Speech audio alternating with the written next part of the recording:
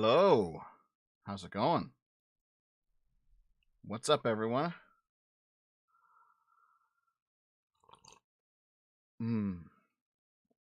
Coffee is here and ready. How are you guys feeling? Oh.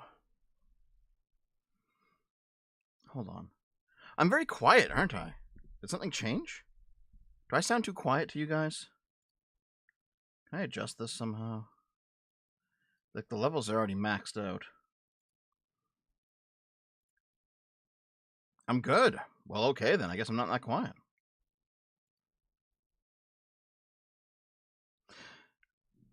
Dev ASMR. Sound normal. Well, okay. What's going on, everyone? How's it going? How do you put it with V in his spurging? Yeah, I saw his video today. Wait, thanks for being my Destiny waiting room. What? No, I'm not a Destiny waiting room, god damn it.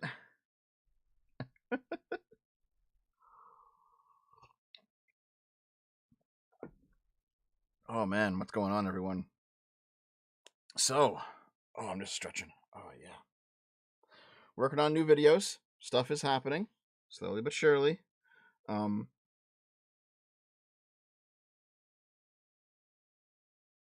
Dave might be good to come back. You know what I mean?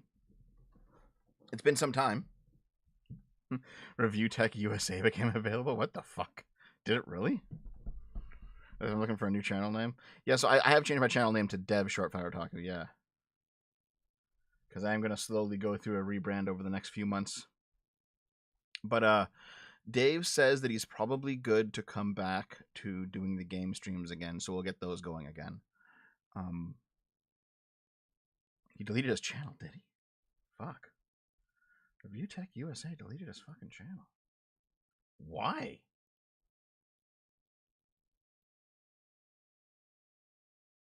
But okay, whatever. What a doofus. Okay, I'll look into that later. But anyway, how's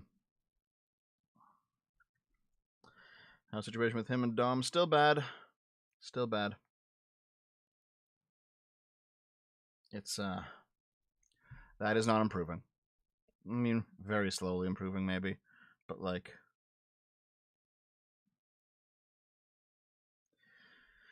that he who is without sin cast the first super chat. Thank you, Jessa Havens. I appreciate it. I have not played Avowed. I have not kept up with any culture war stuff since the Dom stuff happened, frankly. I've been very much on the periphery of everything. To be honest, I probably got to stop using that as an excuse at this point. So, yeah. He had strikes and his other channels would get demonetized. Listen, I went through that problem like 6 years ago. You avoid that by having all of your channels under different Gmails. What a doofus. Anyway, the Dom situation, there's like extremely slow improvement, but she's not going back to normal for a very long time. All right, and to be fair, she's like out of the immediate danger part, so now it's just going to be a long, slow slog of hopefully rehab. Is it rehab? Hold on, is it called rehab? Because like it was a health thing, not a drug thing. What's it called when you have to go and like relearn all your skills after brain damage? Physical therapy. Yeah. There's physical rehab? Okay. Yeah, well, that's what's going to happen, and it's going to take some fucking time. So, there's no chance of Dom coming back to the channel, if ever, for a very, very, very long time. However, Dave said that he's feeling better about possibly coming back to streams, so maybe we will start doing gaming streams again. That might be nice, you know? And of course, he and I are occasionally in the Discord, like hanging out and bopping around. Oh man, the coffee's nice and really hot coffee today. Oh.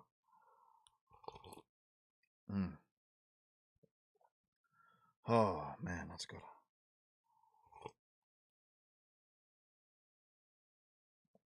Yeah, long, slow climb's better than being foobar. I agree. So, as for me, new videos being made.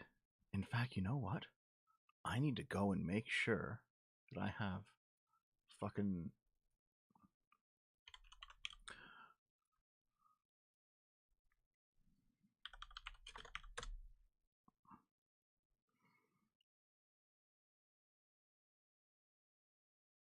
Sorry, just real quick. I had to go and like send a message to a couple people because I have some new artwork coming. I probably should talk about the hold on. Okay, hold on. Okay. Sorry. So, as for what I'm doing for videos, Canada videos, including trucker video, are still currently underway. However, I'm still waiting on artwork. I got back the first draft of new artwork I'm using for those those videos, and it looks good. But I asked him to do some changes and make some alterations, so it's back to the drawing board. He's adding in a few more things, and so basically I can start dropping the Canadian relevant videos as soon as that artwork's finished. So I guess we'll have to see. My plan was either to do like the response videos to all the dev derangement syndrome people, either do that first or do the Canadian election videos coming up first, one of the two.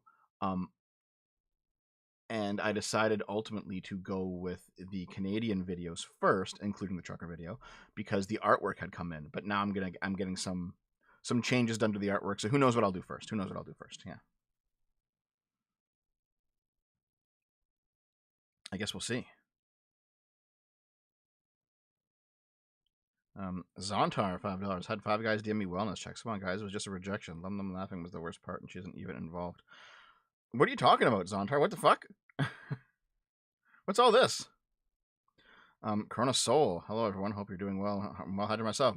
I'm annoyed at the new challenge levels in Astrobot. Have fun today. Are there new challenge levels in Astrobot? Oh, wow. Oh. 4 more days for you. Oh, yeah. Thanks, Excellence.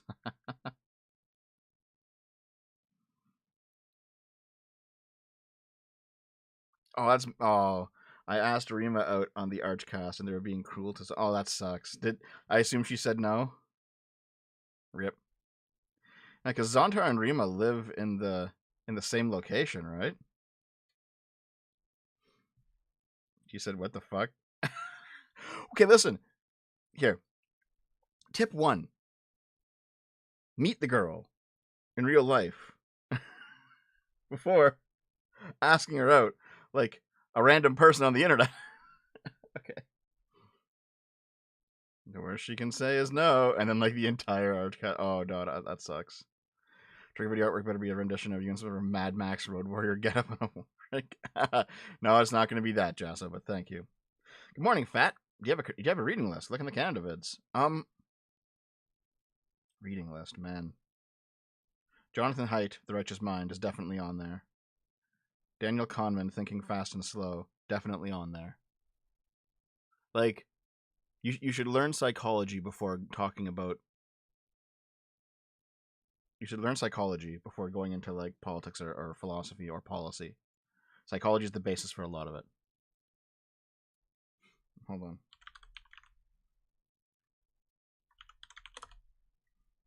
Stalk her first and ask her off. No, what I mean is, like...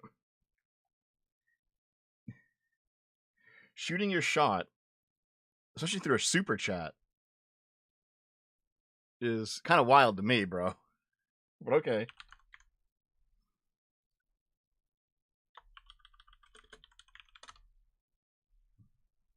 I mean, I guess, good for you for shooting your shot, but still. Adam Friended's reading list. Oh, man. I disagree with Adam a lot. He seems to basically be pulling his punches on Trump when Trump's doing some actual bad stuff. But, he's still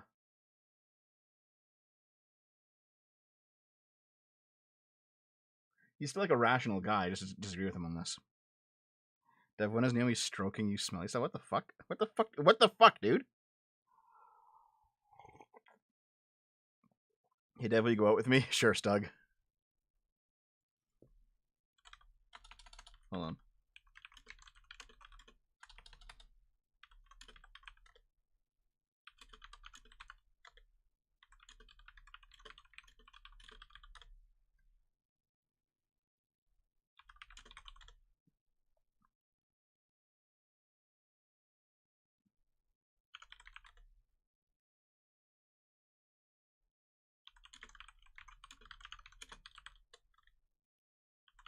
Sorry.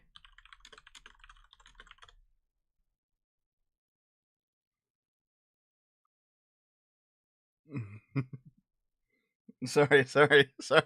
Listen, I can't talk about this. Just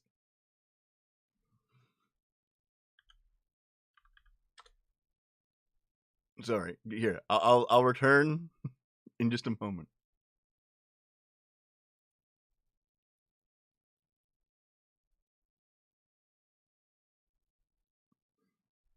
Okay. Sorry.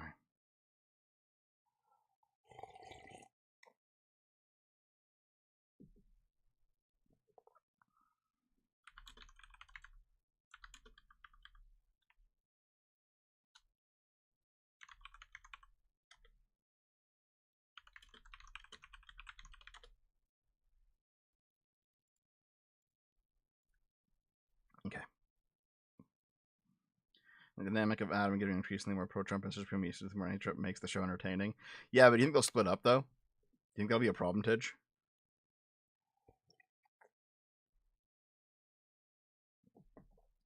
So Sargon posted a video, right? And it was sow the wind, reap the whirlwind, and everything he said in the video is completely correct. He's right about his analysis of the situation. But he's missing some very important things. That when you flee out west, kicking and screaming, the rent in Ocean Falls is cheap these days. Is it really? Where the fuck is Ocean Falls? Thanks for the fiber. Ocean Falls is like a small town in like northern British Columbia. Eh? Dude, that's way more north than I already am. I don't feel like freezing.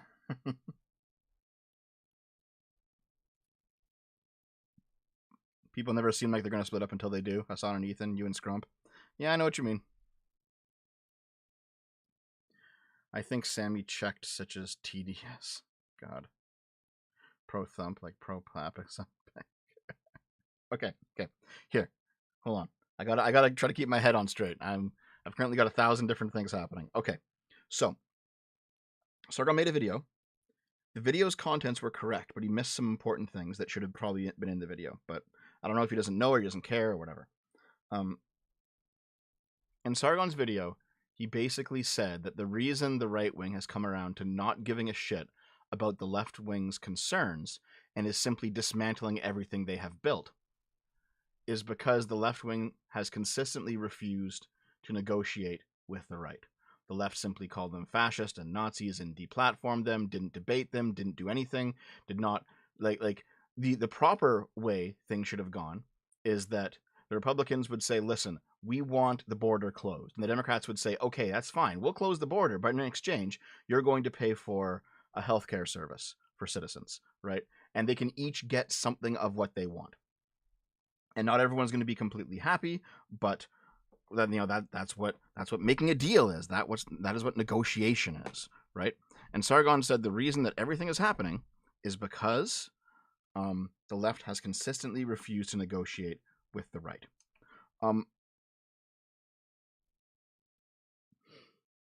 And that's all true. You can go back to Gamergate and see it happening in like that very small domain with gaming. You can go back then, and then you can see it, gradually blow up and up and up and up and up until it actually hits real politics, and then you have Brexit, and then you have Trump, and then you have, all of this shit happening. So a lot of this stuff is definitely true, what he said. However, he missed some key points. And the key points that he missed are that the right wing is rapidly becoming what the left was in 2014. And that's kind of a very big problem. It's not going to be good. If that makes sense.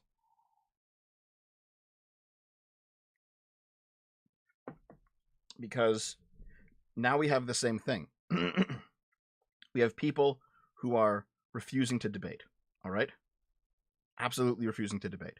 They will. So I mean, even in my own situation now, like V doesn't debate anymore. Okay, he doesn't. How many right wingers will like refuse to get on stage with like left wing debaters? Right. I've watched like Destiny get on stage with various right wing figures, and these guys lose their fucking minds. Like they just like they seethe, and when Destiny like brings up points against them, right? They seem to be unable. They seem to be unable to engage in real debate the way that they weren't back in like the 2010s. The right wing is now they're now on the canceling. They're now on the canceling track. They deplatform people. They call people's like real life employers. They do all the things to try and silence you rather than actually debate your ideas, right? Oh yeah, listen, I understand Destiny's doing his own. Destiny has his own problems. I get it. All right, I get it. I get it, guys. But if we're talking about just debating, the right wing has kind of gone crazy. They don't debate anymore. They certainly don't debate in good faith anymore. They constantly use whataboutisms. They say things that are just like blatantly, provably false.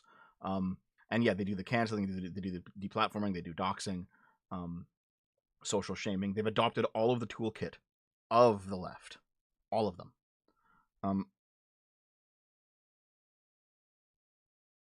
Bill Skinner, $2. You also see the James Lindsay saga make. I did see that. Yeah, I did see that. I actually dig that Circumstance is part of smashing the left, smashing what the left built. That particular part need to be specified. No. Like, I understand that if you are now in power, if you're the right wing and you're in power, and you've decided to no longer negotiate with the left because the left has failed to negotiate with you, you are simply going to dismantle everything that they have built. Then you need to start smashing things. Yes, I understand. However, here's the issue though. Like, if you think that I'm going to sit here and cry when,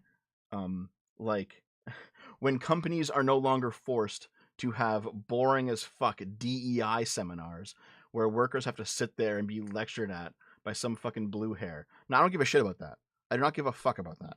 And frankly, I'm also not really going to cry all that much when illegal immigrants get deported. Okay, because they're illegal immigrants. They should go home. Countries should have legal immigration policies. Those policies should be followed. It's not fascism to judge whether or not someone can be in your country if they're not a citizen. Okay, like I fucking had a guy on Blue Sky like maybe a week ago say that it was fascist for a country to have borders and to enforce those borders. And I'm like, you're actually just out to lunch. Like, you're fucking retarded, dude.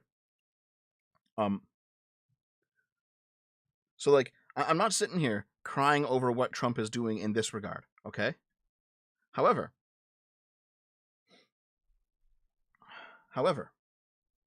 I'm on like every social media platform, zero fucks. However, there are things that Trump's doing that is actually bad. It's actually bad. And one, the right wing just doesn't care. They're like, yeah, okay, we're willing to tolerate this obvious terrible shit because we want to own the libs. And it's like, okay, but that will rapidly make you worse than the left. It will rapidly bring you down that path where now you've completely abandoned all sense of morality and you're just going to do whatever makes you laugh the most in real politics. Like, it's completely fucking ridiculous. And then two, and more importantly, what right wingers don't understand is that the things that Trump will dismantle will hurt them far more than it will hurt the left. Some things, anyway. Some things, right? So, for example, like one of the things that is on the Doge radar is Medicare, right? And now imagine if they start cutting Medicare. Overwhelmingly, who uses more Medicare? Well, rural people over city people, poor people over rich people, old people over young people. All of these demographics that benefit from Medicare are all Trump voters. And I'm just sitting here thinking, like, You guys are literally clapping for your own lives to get worse. Like you're like it's so wait, super lame, boring, predictable, cherry picked argument. What? How is that even a reply to what I said? Okay.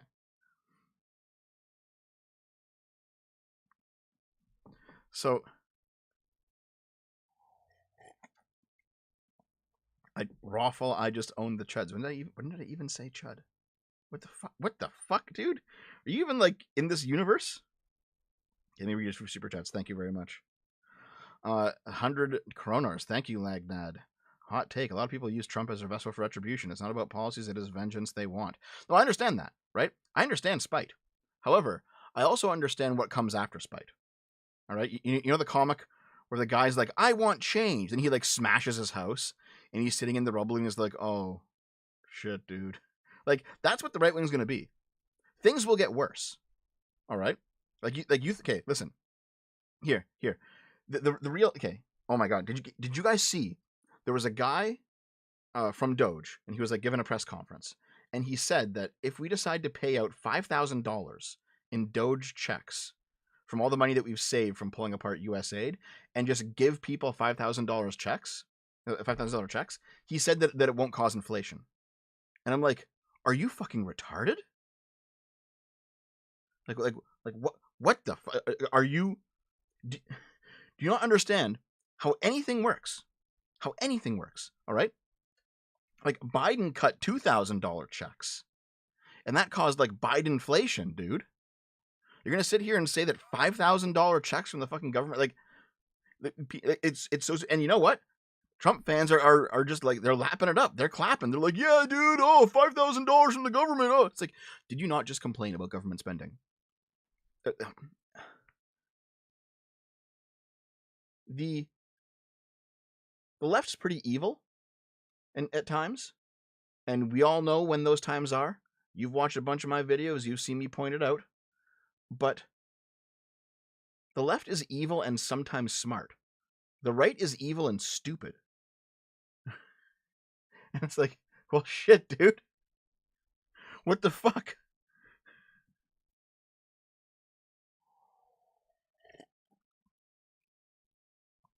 It's not new money. It's basically a tax return. Dude, you don't understand how inflation works, all right?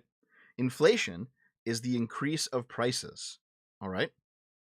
If you increase demand by giving people money, now there's more demand for they're going to go out and spend that money, and you don't increase supply because you're not giving money in exchange for labor. So you're not like, so it's not like it's not like there's more labor in the economy. So supply hasn't gone up. You've only increased demand and not supply. That increases prices. All right. It's just how it is. If you if you tax somebody, that will cause inflation to go down. If you lower taxes, inflation increases because people have more money in their pockets to spend, which means more demand, same amount of supply, prices go up. This is basic supply demand stuff, guys.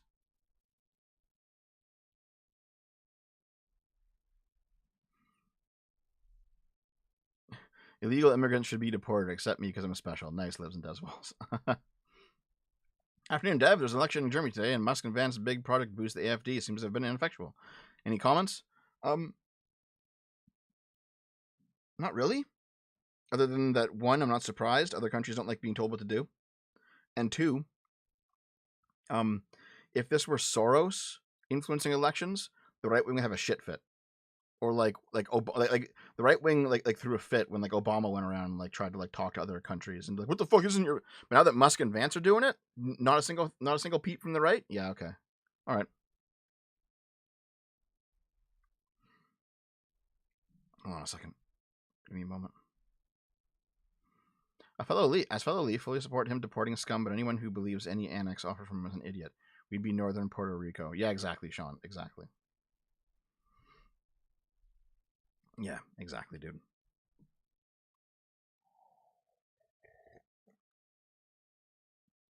Also, you know what? Believe it or not, the Liberals have had a massive spike in popularity in Canada. Here, I mean, I can show you. Just give me a second, okay? Canada polling. Like, an election's coming up. The Liberals have been historically fucking, like, collapsed. But you know what happened? As soon as Trump went hard on Trudeau, the Liberals skyrocketed, okay? Here. Okay, yeah. This is the right one. Okay, look at this, okay? Check this out, dude. So, blue is our Conservative Party. Red is our Liberal Party. The orange, yellowish, that's the NDP. They're basically like the Socialist Party. And then you have the green parties, the Greens, the kind of like dark green teal party, that is the Quebec Nationalist Party, and then purple is the far right, People's Party from Maxime Bernier. Okay? And so this is the polling. This is the polling of for basically like if a national election were held, which way would you vote, right?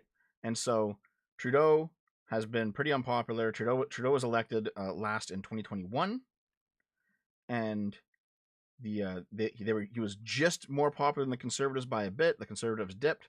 At around this point, the Conservatives elect their new, very popular leader, and he leads the party in a slow up, right? And Trudeau gets more and more unpopular. Like, for years, we've been saying it is inevitable. The Conservatives are going to win as soon as the next election comes. And the next election it's set for October 20th, but it could be earlier than that based on the Canadian system. However, as soon as Trump decides to go hard on Canada, massive Liberal spike in popularity and Conservative drop. Like, as soon as Trump says we're gonna make sure that Canada becomes the 51st state, and like he calls Trudeau to like Mar-a-Lago, and he's like, "Fuck you, Trudeau." As soon as all that shit happens, massive spike in popularity for the Liberals, because Canadians don't like to be told what to do, not by Americans. All right, there is a non-zero chance that the Liberals win again. There is a non-zero chance that Trudeau like rescinds his offer to step down as leader of the Liberal Party and just wins again because Trump did this. It's kind of insane because we've been set up for a Conservative majority now for years, and all it took to ruin that was for Trump to step in. And here's the thing, I don't want Liberals to win. The Canadian Liberals are fucking terrible. I want the Canadian Conservatives to win this time. But Trump has thrown what was a sure thing into doubt. Like, talk about fucking stupidity, dude. It's really funny how things go sometimes. I know, like, Trump has had no problem saying, I want this country to have this leader. I want that country to have this leader. Trump has had no problem sticking his nose in where it doesn't belong. And every time he does it, it fucking backfires. They're like, well, good job. Good job, Trump, you fucking retard.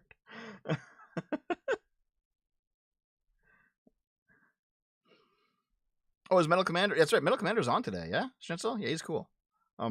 Sudden embrace of patriotism by the Liberal Party gives me whiplash. I hope Trump causes Canada to get this shit together. You see the hockey game? Oh, the complete opposite's happening, Zab. And I do not know. I do not follow hockey. I'm the one Canadian who doesn't. This is going to sound strange to you, but nationalism in Canada is very left-wing. All of the Canadian nationalists are far left in Canada. They're not far right like other countries. Canada has a very strange relationship with nationalism. I think JJ McCullough did a good video on this, but basically Canadian nationalism is because Canada is so like existentially threatened by being next door neighbor to the world superpower, while also not like America is, America does not think about Canada whatsoever. Meanwhile, Canada is constantly comparing itself to America and trying to differentiate itself from its big neighbor that never even notices that it's there. So Canadian nationalism is often focused on fostering a national identity of Canada that is the opposite of America in like every single way. So all the ways in which Americans are, much more right wing than other parts of the world, which they are, Canada takes pride in being very left wing, and so a lot of the Canadian nationalists are leftists, and meanwhile the right wingers in Canada are all like monarchists.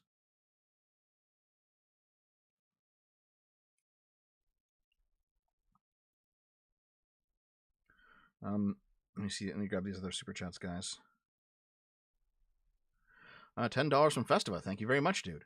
The right have learned the game's rules from the left and said that the left is learning why what they've done is evil. They're doubling down on everything. I bloody call this, for fuck's sake. I mean, I agree with you, Festiva, but like, there will be another pendulum swing back. And if you think that the left will have learned anything, it seems like they're not going to. But also, the right's not going to learn anything either, right? Like, imagine in 2028, you have a left-wing president who does not fight with one hand but tied behind his back like Biden did, who just says, you know what? We're just going to do everything you fucking did to us in 2024. Fuck you. We're burning the entire right to the ground. I'll just be like, you know what? You guys both brought this on yourselves. Fuck you. And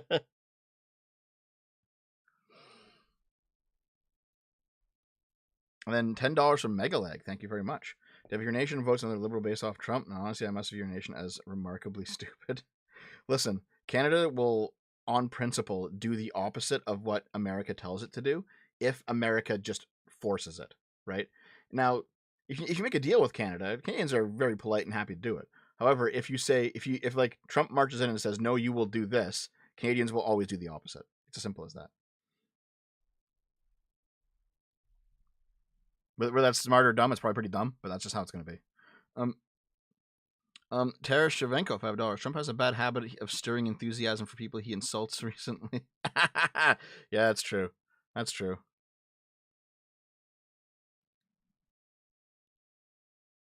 I'm desperately waiting for Trump to piss off Britain and for Sargon to have to reconcile his British nationalism against the. Well, Sargon's not a British nationalist. Sargon's not a British nationalist because Sargon's not a nationalist. Sargon is a British traditionalist. Those are different things. Nationalism is often misused by the left, or by left-leaning people. Let's say what nationalism means is just the idea that a country should be held together under one government based on the whim of the people who are in the country, right? So, like, French nationalism is basically, it is appropriate to have a French state because the French people all view themselves as a united group, right? Meanwhile, monarchism is, it is appropriate for the king to sit on the throne because God put him there.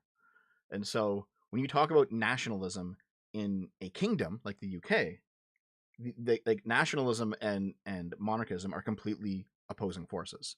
And so Sargon being very pro the British crown is not a British nationalist.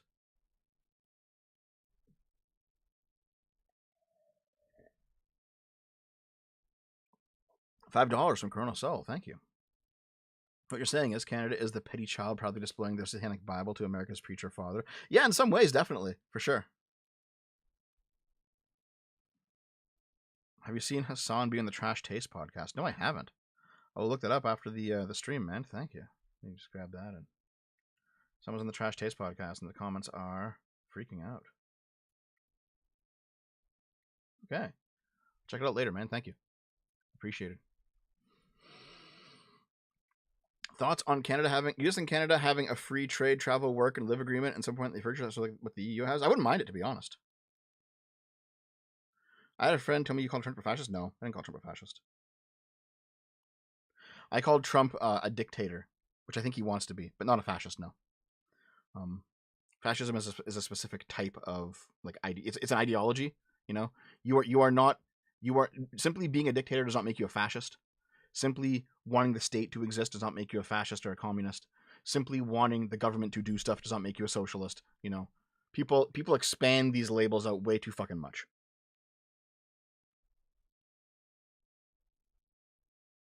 But yeah, like, you know, I do kind of like the idea of the U.S. and Canada having an EU style arrangement where we can just travel freely between each other.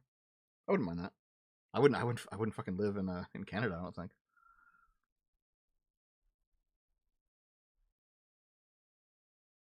He's not a dictator. He's not in his nature. No, it is definitely. But can it actually benefit from being part of the U.S., like being a new state? If we had voting rights and we could keep our health care, yes, actually, we would benefit quite a bit. But if we were just like Puerto Rico, no, it would be a massive downgrade for us.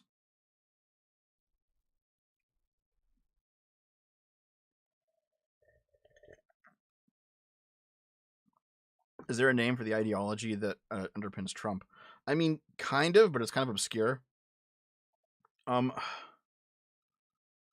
There's something like it's the informal label for it is like degenerated authoritarian, right? And what happens is when a country has an ideology, but then like the next generation of leader comes up and then takes over the framework of that ideology, but uses it for self-serving ends, right? So, for example, the Baathists in the Middle East, the Baathists were Islamic socialists, and for a while they tried to do like socialism with Islamic characteristics. However, the next generation of Baathists simply used the systems that were built before them to enrich themselves, and so the government still like maintained a Baathist shape, and it still had some of those socialist characteristics, but the person who was driving the car was clearly just using it to make himself richer, right? It's the difference between Lenin versus Stalin, because Lenin was like a true believer of the socialist project, and Stalin was much more opportunistically focused. He was much more focused on himself. And so like a degenerated authoritarian is someone who takes over a system that has an ideology and then uses it to, he basically uses it the way like almost the way a mob boss would use it. He just uses it for his own personal self-interest. So like Trumpism is basically just Trump doing things that are good for him and like his friends and his family on a personal level without regards for any sort of ideology. So people who call Trump a fascist, they're wrong. But people who call Trump an authoritarian or a dictator, or he wants to be a dictator, they're correct. Yes, but it's not in service of some like political project. It's just in service of himself.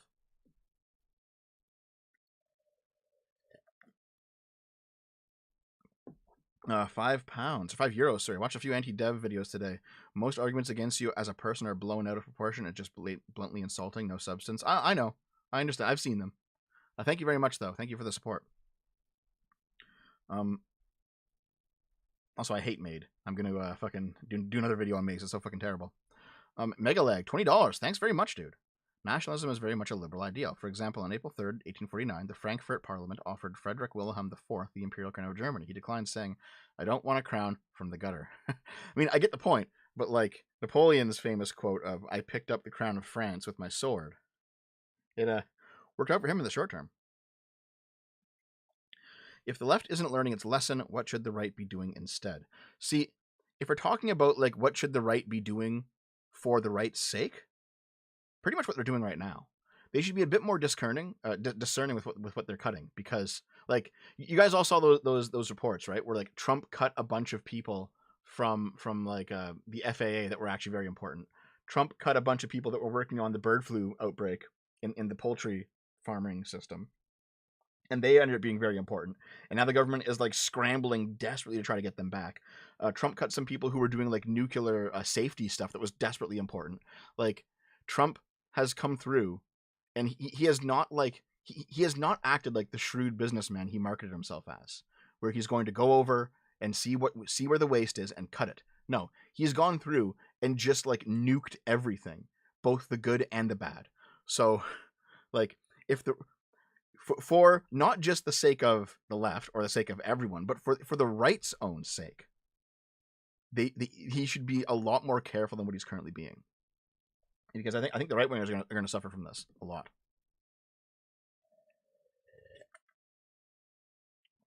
But also just in terms of just doing what's right, the Republicans are doing a lot of just evil stuff right now, frankly.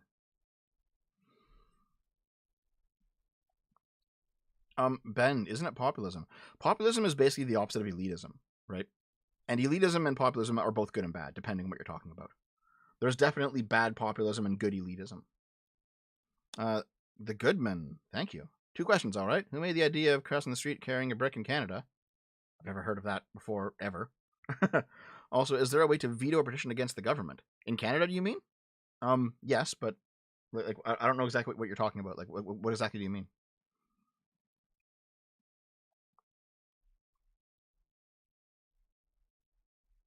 Mr. Dev, I didn't watch some of the interviews. I just don't agree with them. I like you. You know, I agree with you 6% of the time. Well, thank you very much, ugly ass hell. I appreciate it.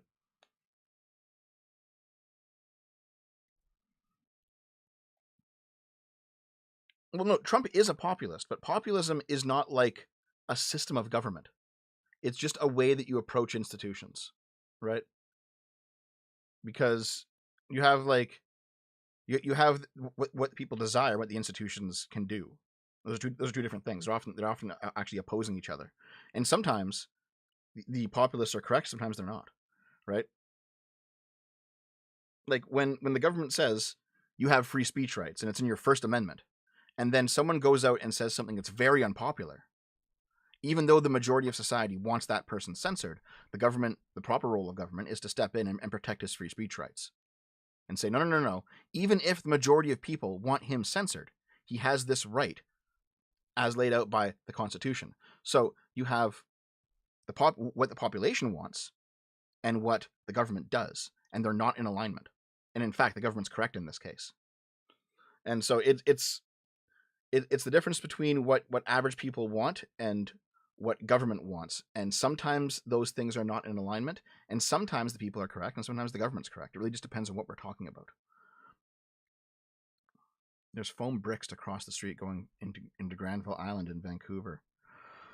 I have not been to Vancouver in over 10 years, dude. I don't know what's going on over there. Megalag, $2. Do you think Trump is a bit like Huey Long? Definitely. Though Huey Long might have been like a more like classical socialist type, you know? He was definitely approaching, like Huey Long was more approaching fascist territory than Donald Trump is. My dad rode his motorbike from Kitimat to southern Mexico in his 20s with only his driver's license. Canada, U.S., Mexico, once upon a time, travel was easy. Yeah, that's pre 9/11, man. That's pre 9/11.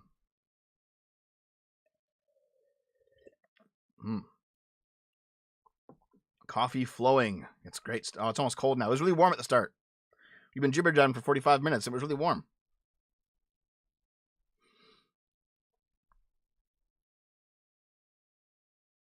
The left radicalized me more right leaning than never. Devos are turning me more left leaning. Yeah, nice. How's your wife? I hope she's better. Naomi did not have the problem.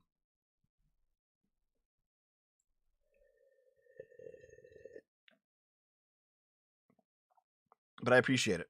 It was Dom who had the problem. Who has the problem? It's still going. Dom. I mentioned at the start of the show.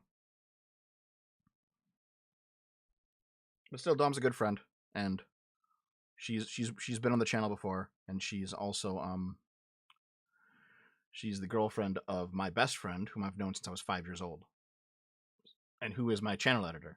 So, like, it's not my girlfriend, but still, it affected all of us.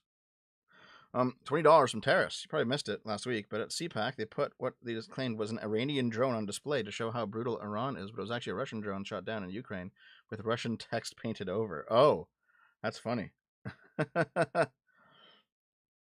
Man.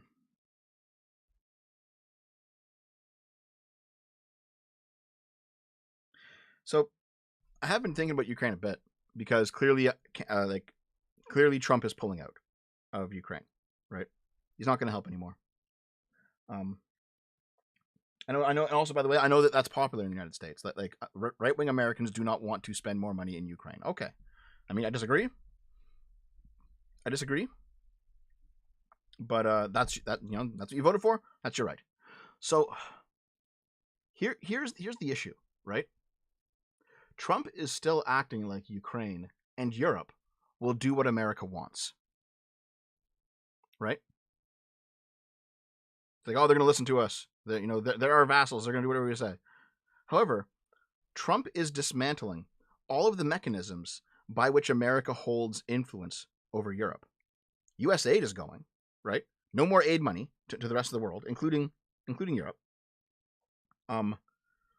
NATO's going. Trump's pulling soldiers out of Eastern Europe, and because Russia frankly wants him to, right? No more munitions to Ukraine. So like, as Trump pulls apart all of the levers of soft power America wields over Europe, why does Trump think that Europe will do what America wants?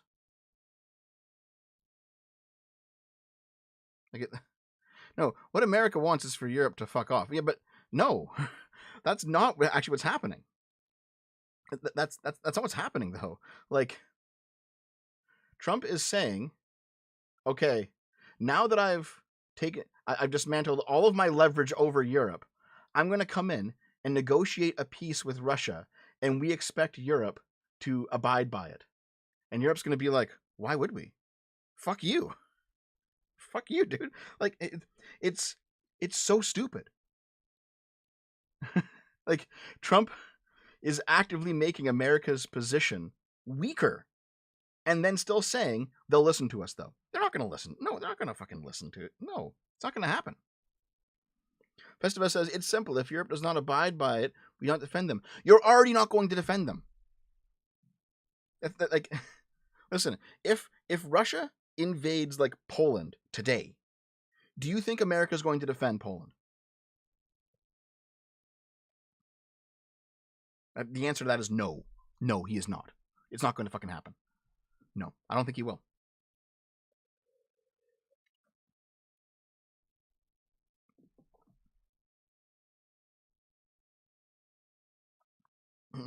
Some people in the chat are saying that Russia can't defeat Ukraine. I think Russia can, and it probably will, to be honest.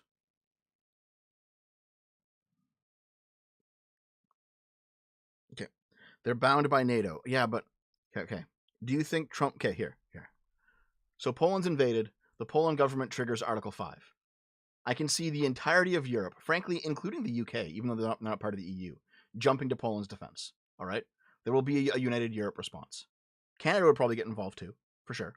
Do you think America would get involved? Seriously? I don't think so, man. I don't think so.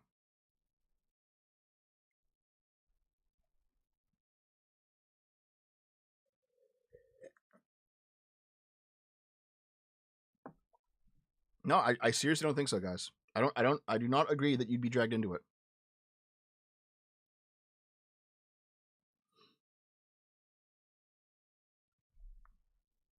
Okay, I later picked a works example. Fine. Russia attacks Germany then, which is not on good terms. It's still part of NATO, not on good terms.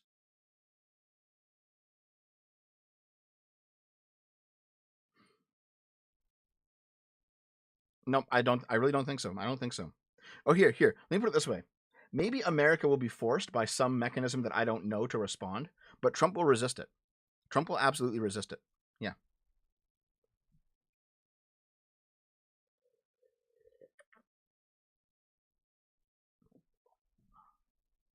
You'd be like the World Wars. USA would join in, but only a few years in. Maybe.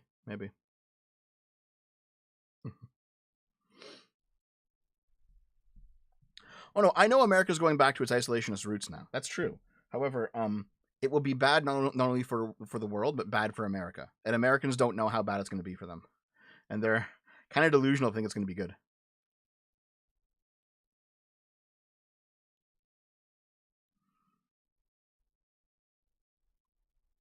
Hold on a second here. Old Dirty Luke, thanks for the sub. Dev, please release my family. It's been subscribed for 3 years already. Thanks, dude. I appreciate it, man. NATO countries are all bad examples. Article 5. No, Bill Skinner. I understand. Here's what I'm saying. I am saying that if Trump gets his way, he will ignore Article 5. Okay? I'm making that claim right now. Now, maybe Trump will be forced not to ignore it. Maybe there's something that Congress can do. But if Trump gets his way, he will ignore Article 5.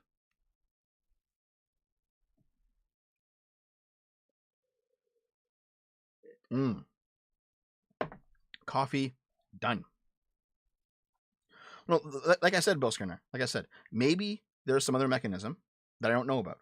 But if Trump gets his way, he'll ignore Article 5. Yeah. Are we just using vibes here, Dev? Not exactly. I'm using what Trump has said and done. You know, the overall project that in some ways is bigger than Trump, of returning America to its isolationist roots, means that America does not respond to Article 5.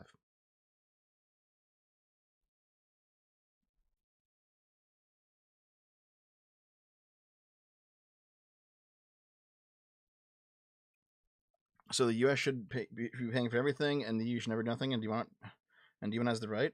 No. I didn't say any of that, dude. Like, stop. This is the pancakes waffles shit all over again, isn't it? Like, I think that that European countries should spend way more on defense, and maybe now that Trump actually is pulling out, they'll get their asses in gear and they'll realize, oh shit, we can't just like, you know, no more free lunch. We got to start making our own weapons. And you know what? The French are already on the ball, right? Like Germany and Greece and these other places, they largely bought American weapons. The UK made some of their own weapons, but the UK also bought a lot of American weapons too. So a lot of these places are like given things by the Americans. The French refused.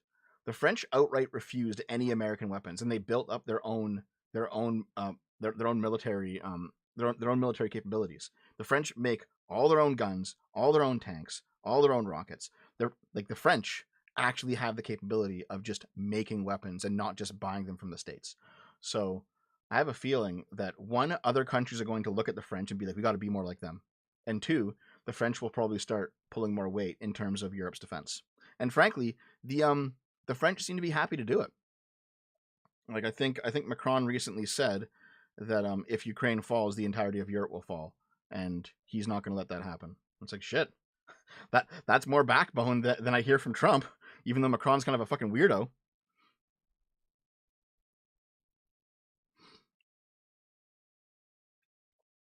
I think if Trump does ignore Article 5, it will destroy the MAGA movement. I don't know, man. Like, so Sean King, I said, here's the thing, all right? Actually, you know, here, I will ask the chat. I'll ask the chat. At what point do you think it would be appropriate to remove Trump from office? Like, at what point should Congress be like, nope, we're impeaching him, and this time we're going to get it fucking done, and then he's removed, right? What's the line for you? Because I agree that, like, the first impeachment was kind of ridiculous. Like, back in 2018, whatever it was kind of weird. However, if Trump pulls America out of NATO, especially if he manages to do it somehow without congressional approval, like, let's say that even though he needs the votes from Congress, Trump just says, hey, we're doing it. And the Supreme Court, being completely cucked and bent over for Trump, says, you know what, we're going to let it happen. Just complete corrupt bullshit, right? Completely outside of the written law. Trump manages to pull America outside of NATO, or out of NATO, right? At that point, Trump is like blatantly acting in Russian interest and needs to be removed. He needs to be removed from office. All right.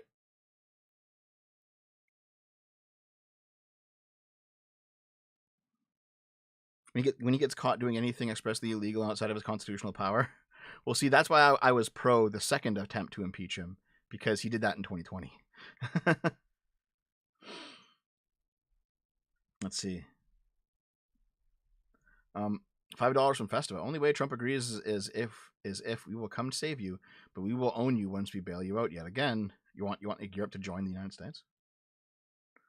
$5. Just I haven't seen. Very may well try, but why does Trump seem more proof Putin? What do you mean by that? Why does Trump seem more proof Putin? I don't know. I don't understand. Sorry. Terrace, $5. Trump's repeated $350 billion statement tells me he's willing to make up things to justify decisions when he lacks real reasons. Oh yeah, Trump's always done that. He's always done that.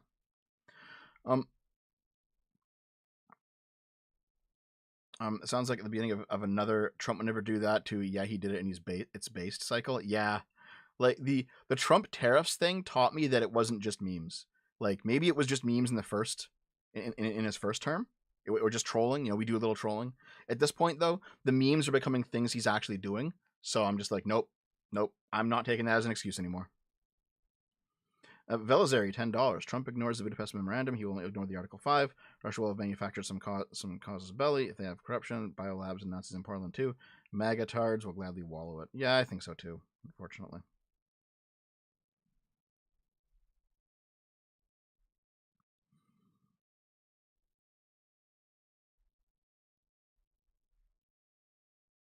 You mean pro-Putin? Yeah, maybe.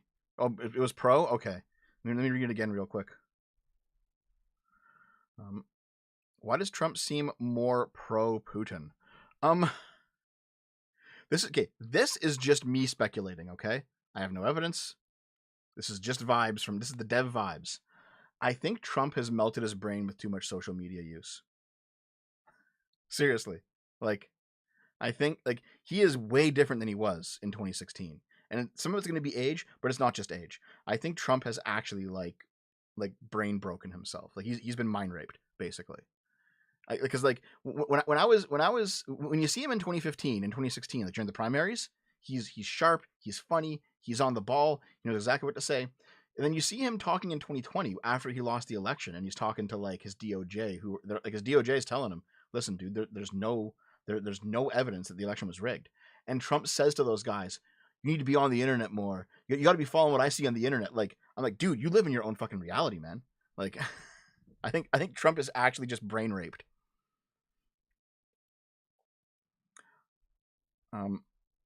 Let's see here.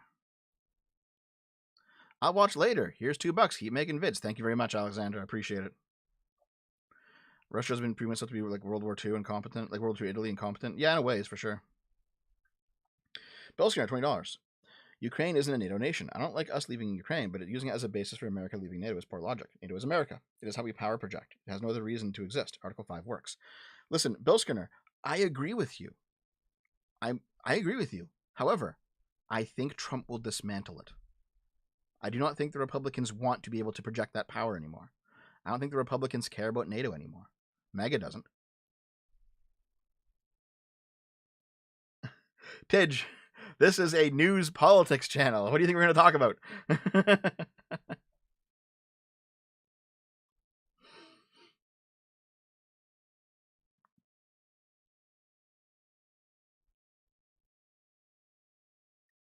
Dev, getting shot at changes you. No, I agree. Doesn't make him any better at the job, though.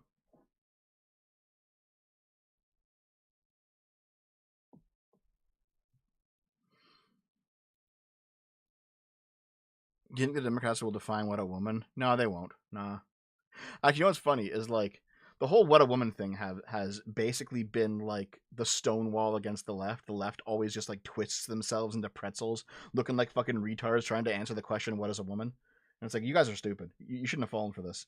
But then I saw Trump calls someone who's a woman, by the way, biological woman, female, born with a vagina, calls him a man.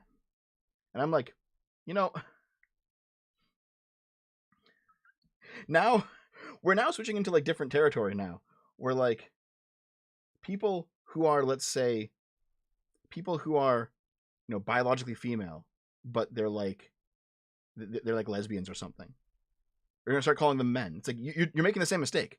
You're doing the same fucking dumb. It's retarded, man. All the same traps are being deployed. Okay, I saw libs of TikTok complaining that the Gulf of America was being dead named, and I'm like, okay, I get the joke, but I also know this isn't just a joke. All right, you're using dead name because you're referencing the trans thing. Yeah, I get it. But also, libs of TikTok, they're actually going to be mad that someone doesn't go along with Trump on this issue, even though it's fucking small and stupid, because they're libs of TikTok, right? They're Trump partisans, and I'm just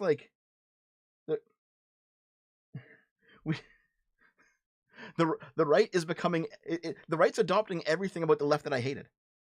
The right is adopting everything about the left that I've hated over the years, and I'm just you guys are becoming insufferable. I cannot support these fucking people. I can't.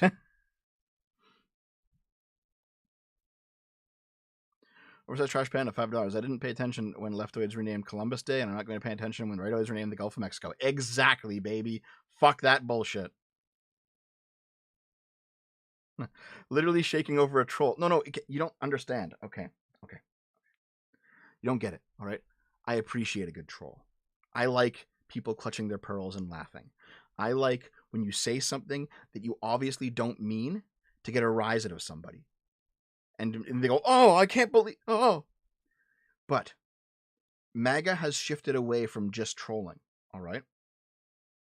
We're now at the point where the guy who like approached the girl and then said it was just a joke and then says, haha, unless, like that's where MAGA is now, where there's actual real opinions mixed in with the trolls and they're using the trolling as a cover for them. Like it's not just trolling.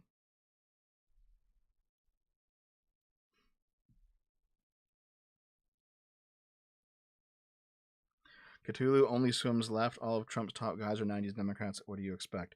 Tidge, I completely reject the 90s Democrats thing too. All right? I completely reject the 90s Democrats thing too. Like, I get it. Even Trump himself is a 90s Democrat, right? Trump is currently doing things that no 90s Democrat would have ever done. All right? Like, if Russia attacked Ukraine under Bill Clinton's watch, do you think Bill Clinton would be making these like these crazy deals or like letting Russia do whatever it wants, not offering Ukraine support? Absolutely not. Absolutely not. All right. The Trump's a 90s Democrat thing is off the table now. Absolutely not. No. You could say that about him. You could absolutely say that about him in 2016. Not now. Not now.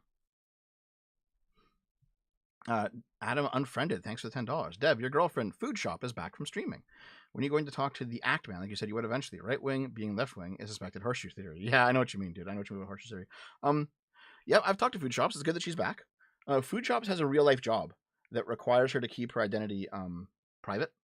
So she doesn't. She took a big break when she first got the job to like make sure that her real life stuff was all set up, and now she's coming back, and good for her. The thing with Ackman is that he kept rescheduling because he didn't have time, and then I didn't have time because of the stuff that happened in December. Like I still talk to him occasionally, but it's one of those things where it's like we'll probably do it eventually. But it's very back burner now. Like he ran out of time, then I ran out of time, then he ran out of time, and it's like oh fuck. But I mean, I still occasionally DM him. He still occasionally DMs me. Maybe it'll happen one day.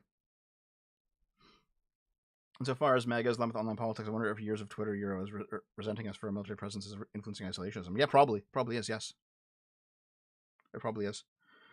I'm saying that about his picks. They were literal Democrats. Yes, Tidge, but the same thing applies, right? Like, what RFK is doing is not what 90s Democrats would do. All right, 90s Democrats were not anti-vaccine. All right. What Tulsi Gabbard, what she has under her belt, is not what 90s Democrats were doing, right? Like all of Trump's people being ex-Democrats means nothing when they have changed sufficiently to no longer actually be like 90s Democrats.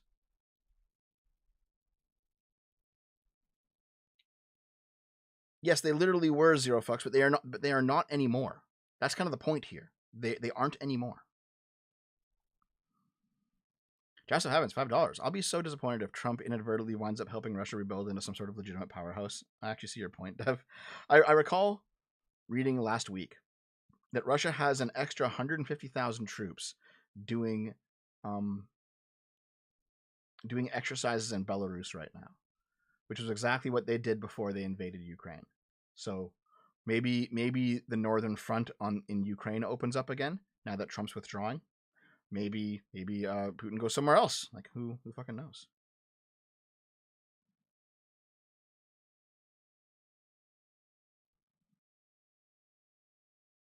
Dev, post the whole anti-Dev arc. Do you still feel your audience leads conservative? Are there even meaningful amounts of anti-mega conservatives left?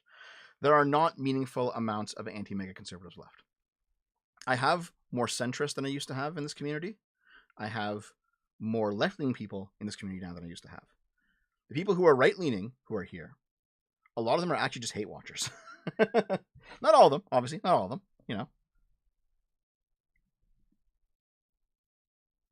Hold on, let me adjust here. Ah, oof.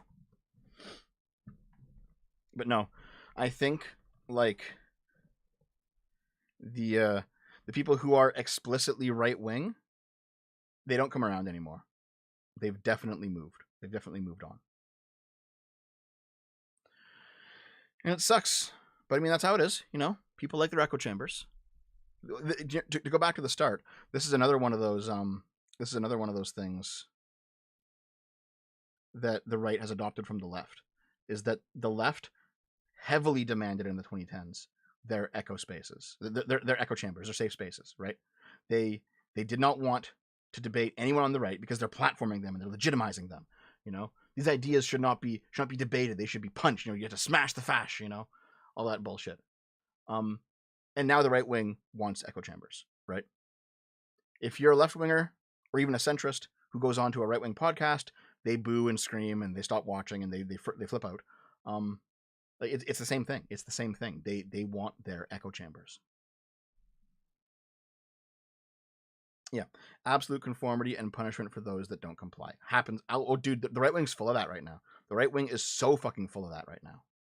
It's kind of crazy that the right wing is full of that right now, because they weren't like 10 years ago. The right wing was all very much like free speech, open debate. We consider other ideas, and now you have like people like. Okay, do you recall when when Kyle Rittenhouse came out and said that he wanted to vote for Libertarian candidate rather than Donald Trump? And the entirety of the online right-wing ecosystem just butt fucked this kid. Like every right-wing creator was like, "You're a traitor to Trump. I can't believe you fucking support you." And like he had to come out later and be like, "I'm sorry, guys." And it's like, dude, the right-wingers have they act like leftists from 10 years ago. I'm like, holy fuck, man. Yeah, I cannot support them for the same reasons that I cannot support the left. I just can't.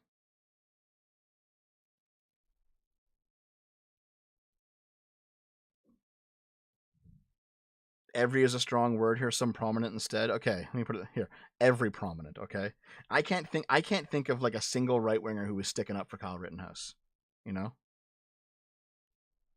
I think JD Vance would be a good pick for 2028. I mean, electorally probably. But in terms of does he have policies I agree with? Not really. Have you seen V's video on YouTube today? I saw part of it. Yeah, I saw part of it. Oh yeah, private voting. Oh god, dude, a core component of democracy was private voting, so that people don't feel pressured. And you have MAGA people screaming to remove private voting now, so they know who the traitors are. It's like, oh my god, you guys are fucking terrible. Oh geez, dude, the right's basically the left. I mean, I agree, actually. Yes, I do. Trump was a '90s Democrat 30 years ago. Yeah, but that was 30 years ago, right? What super chat am I missing? Boomer? Oh, zoink, Scoob.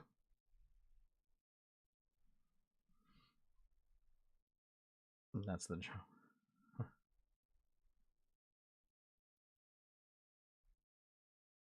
Man. Wait, will Dev ever address the problem of technology, or will he just distract us with culture war nonsense? What do you mean? I mean, what do you mean by problem of technology? Do you mean like the fact that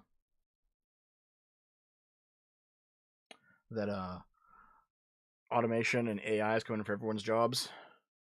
I can talk about that if you want.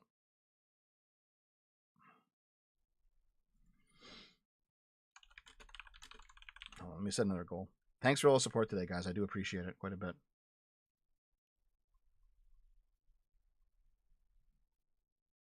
Anyway, in terms of like Dev, your audience, like what's going on with that? Like, views in the latest videos are actually pretty good. Subs are still going down. I'll probably hit 148,000 relatively soon, but views are still like solid, right? Like I'm looking at the decline of Starbucks video on my back end. I have 4,000 more views than normal, than average. Okay?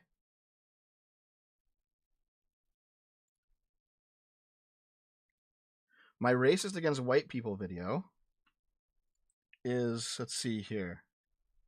It is slightly behind what my views normally are at this point.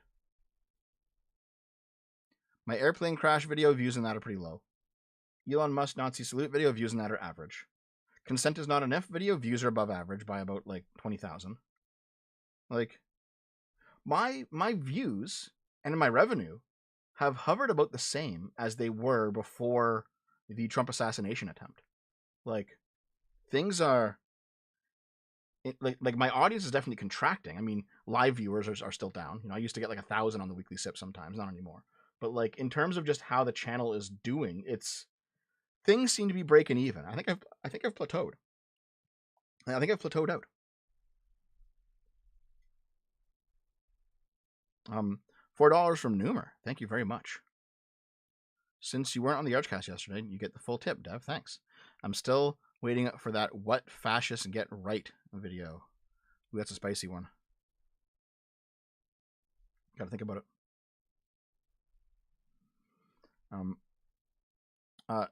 Seki Jokes. Thank you, man. Your mistake was believing in the better angels of humanity, Dev. Drop your worthless faith and create mercenary states like Big Boss and Metal Gear. Thanks, man.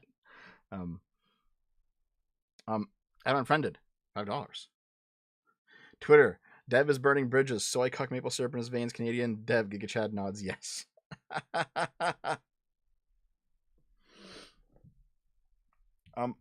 See you later, Sean. Thanks for being here, man.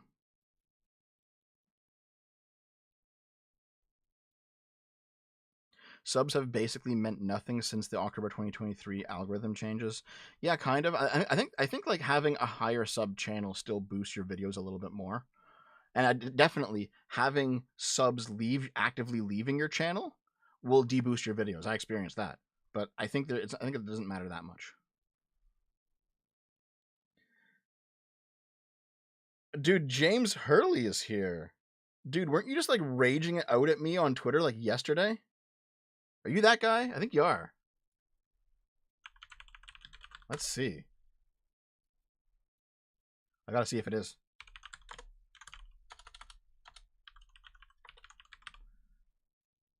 Hold on a second.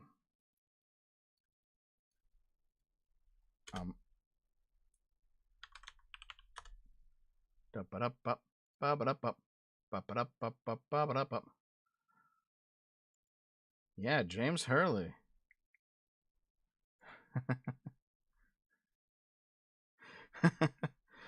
James Hurley says, Dev, stop being a fucking victim. I just think you're a snake. I don't obsessively hate you. Go fuck yourself, Dev. Try harder. You call me Canadian cuckold. I'm a centrist.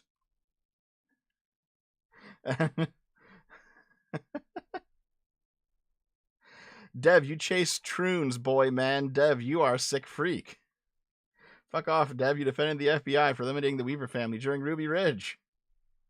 Don't trust Dev at all. He's a backstabber and a two-faced piece of crap. He defended the bullying of activist mobs going after picking me, a VTuber, and tried to start shit with Kirsch.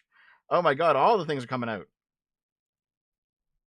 Dev bullied her for playing Hogwarts Legacy.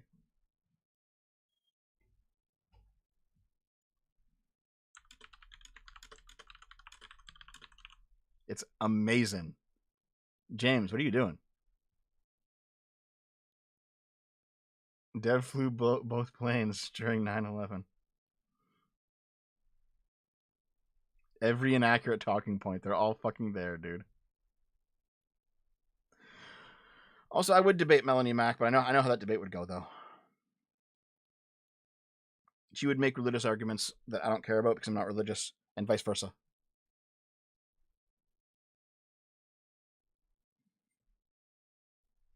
All right. Get out of here.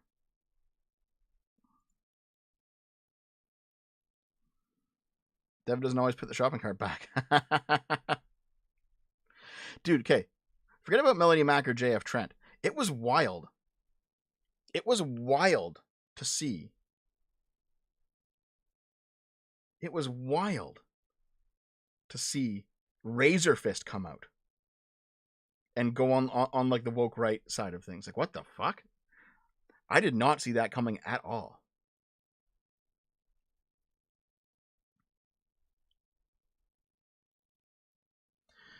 Sigarther, no, not yet.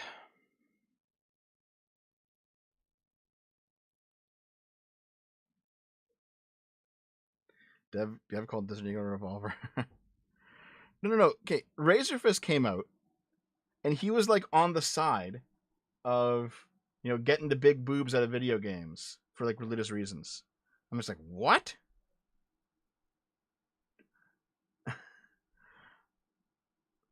Wait, I saw it coming. Razorfist has been a lolcow for ages. He just doesn't have that reputation because he's funny and well spoken. I mean, I don't agree with you on that. I generally like Razorfist stuff. I disagree with him a lot, but I like him. I know that Razorfist Christian. I didn't think he was moving into censorship territory though. As someone who used to follow Razorfist, you can actually see the progression. Razor dumped 5 years of growth in his channel descent from Melanie. Damn. Like, you know what's funny? Is that, like, there's a video I made in 2019, okay? Called The Moral Justice Warrior. And it was me noticing that there was going to be in the near future a right-wing version of the SJW. This is before woke was a term. And some right-wingers who watched my channel got really offended at that, but I was correct, right? I remember doing a video about Richard Spencer and how, like, his crash out when he was freaking out, like, it was recorded when he was, like, losing it. And, like, I did a video about how he's, like, a fucking loser. And there were right-wingers in my audience back then. Like, this was, like, 2018 or something, or 2020, whatever. They were losing it at me, like, how, Dev, you can't critique the right.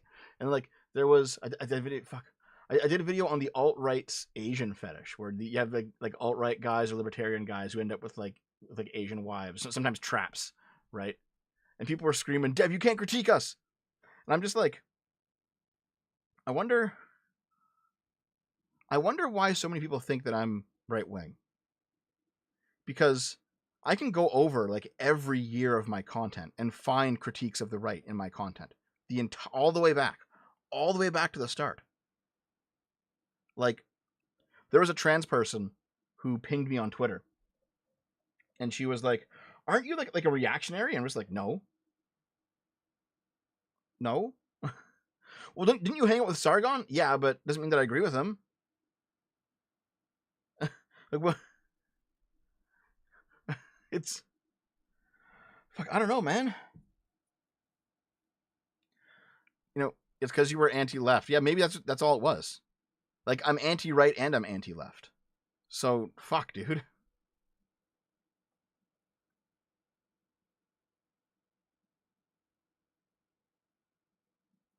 The right perceived you as an ally, so when you critiqued you, then you interpret as betrayal. Yeah, probably. Yeah. Think they will get BTFO'd? Maybe, Firesky, maybe. Thank you. Thank you very much. Anti-left, I just want a game. Like, I am very much sort of like a normal moderate, you know? Yeah, hold on. Because the left is so far left now that a basic leftist take sounds like a far right opinion these days. I've heard the opposite. I've heard that the right is so far right now that a basic rightist take sounds leftist. I can pull up easily right now people who are like, Dev, you're clearly a leftist. And then the guy's like, Dev, you're clearly right wing. It's like, what the fuck? Okay. All right, dude. I'm amazed they didn't expose your worst offense, being the boulder for Sisyphus. Thanks, Willison. Thank you very much.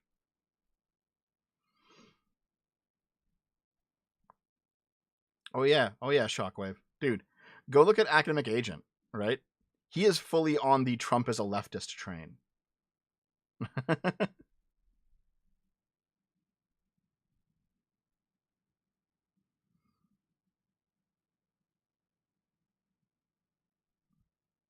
Oh yeah, both sides are radicalizing, yeah.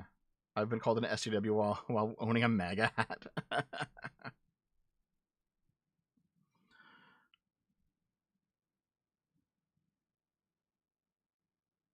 Okay. Oh man. We've been chilling for like an hour and a half, guys. I didn't even read any articles today. Do you guys even want me to read the articles?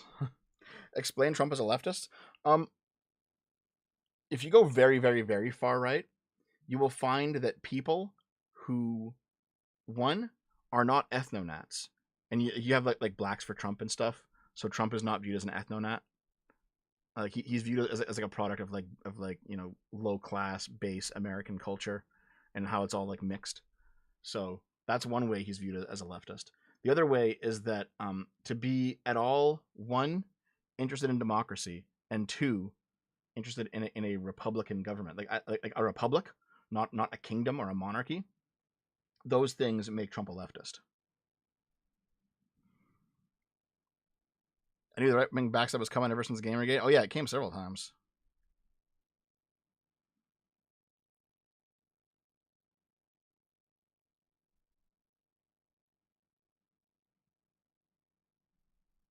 Vosh or that corn cob guy for the other team. Yeah. Read the articles. Read. Yeah, I'll read the articles, guys. I'll read the articles. Do you guys not like just talking to me for like an hour and a half anyway? Just like hanging out? Yeah, leftist here just means like post. It's not post Renaissance. It's post Enlightenment. That's what it is. Post Enlightenment ideology. Oh. See you later, Nathan Topor.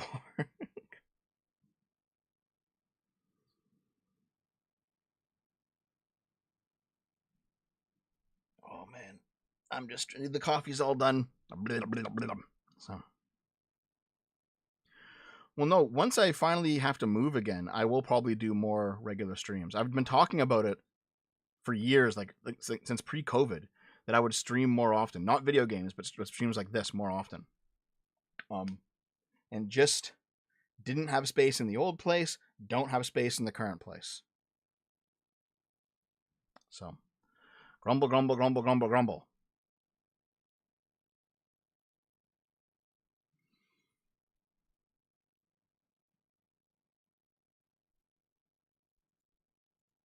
Oh, hold on, sorry.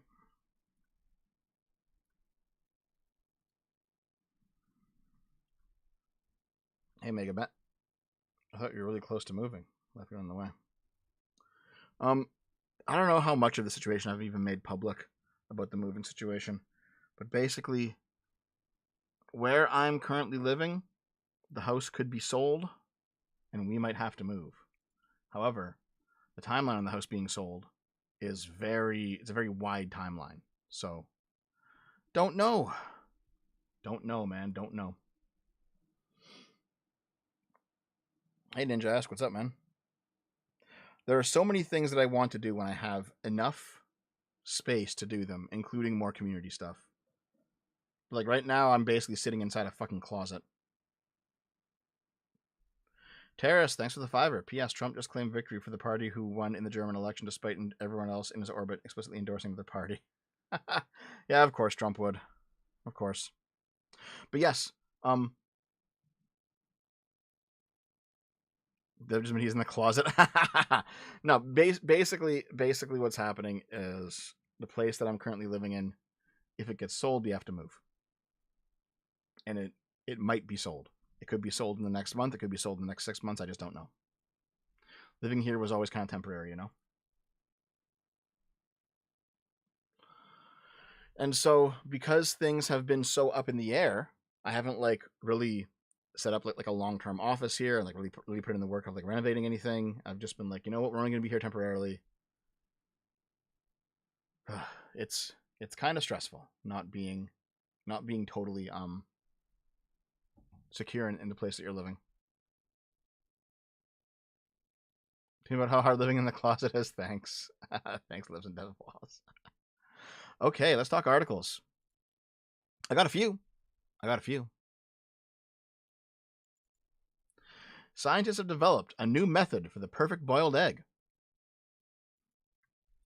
We've perfected it after thousands of years, guys.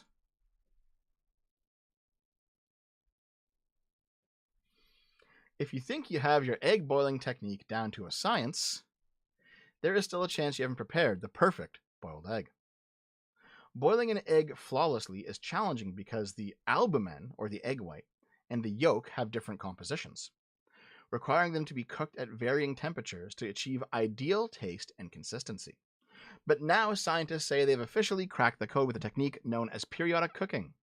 This new method involves alternating the eggs between hot and lukewarm water cycles to optimally cook the albumen and yolk simultaneously without separating them. Wow. A new study published in the February 6th journal Communications Engineering.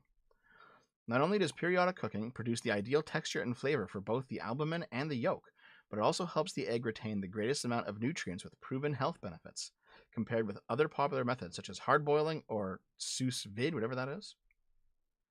As a chef, this method makes perfect sense, says a San Francisco-based registered dietitian. Okay. People often forget that cooking is incredibly scientific. So, how do you do it?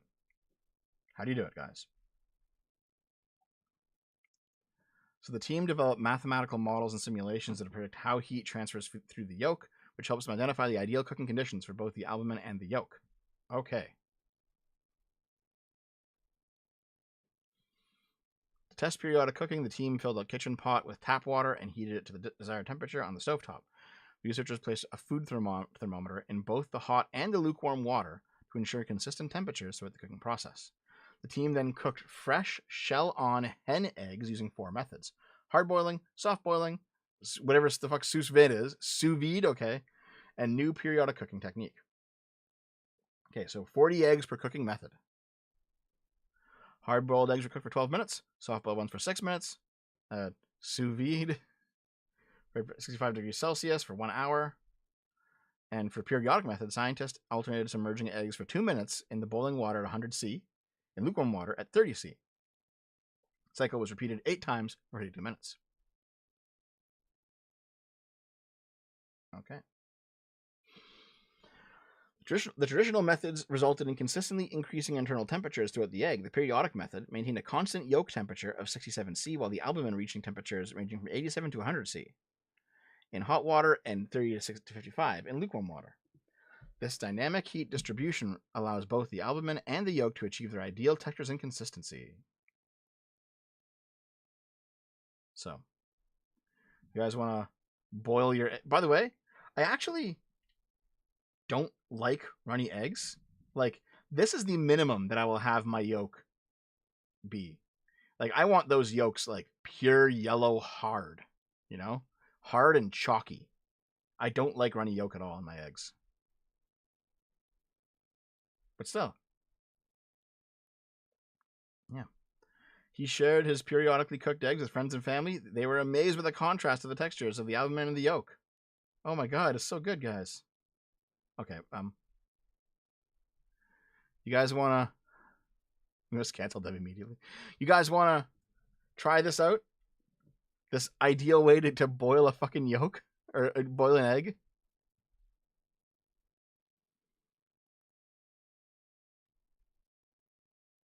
Oh, okay. It's a cooking food in a vacuumed bag in circulating hot water so that maximum surface area is achieved without getting the food wet. Oh, I see. Okay. Yeah.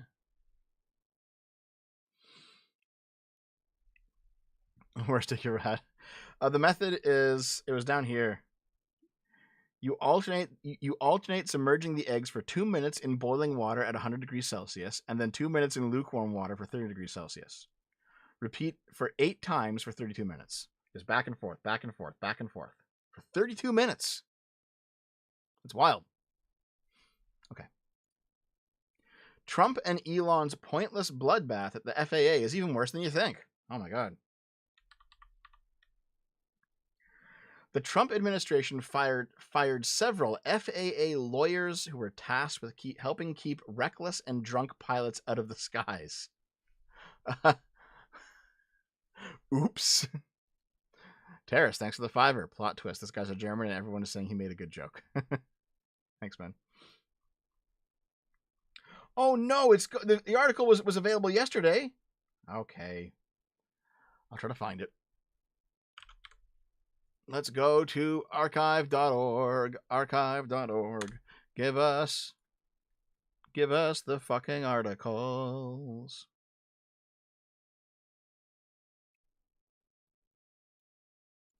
Come on.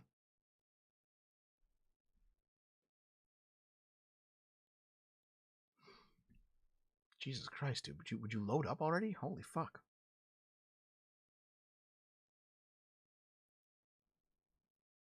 I think a lot of sites make articles paywall after the first few days. Okay, here we go.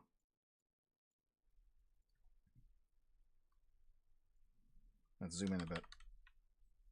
Late last week, just as President's Day weekend was starting, Donald Trump and Elon Musk purged hundreds of Federal Aviation Administration employees, including multiple lawyers whose job it was to help prevent pilots with drug and alcohol problems from getting in the cockpit.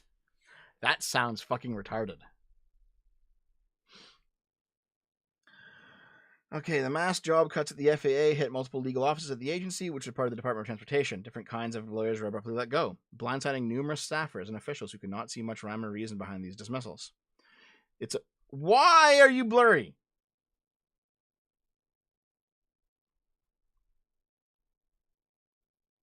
What the fuck happened? That just deleted the entire article. Okay.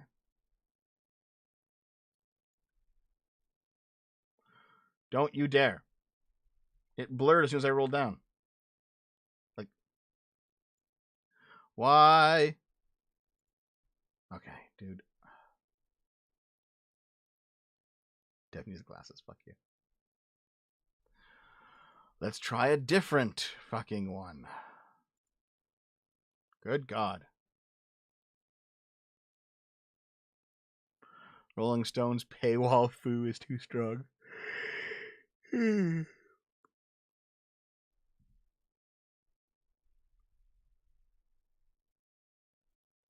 let's see here. It's such a pointless bloodbath, says the second source, who, like others, was granted anonymity. Every time we try to figure out why this is done, the answers you get from the Trump and Musk guys usually amount to, because we can.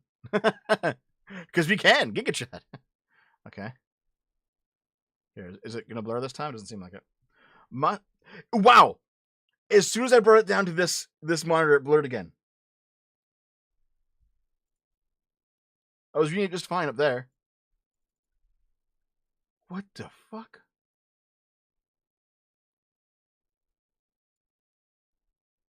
Okay. Okay. Okay. Can you copy and text the paste into a notepad? Maybe. I'll try a different site. Maybe a different one has it. Though archive.today has gone massively downhill. This one seems to be working. We'll do this. Yeah. Musk and his team at the so-called Department of Government Efficiency have axed probationary employees across the federal workforce as part of Trump's lawless clampdown. They're really skewing this, aren't they?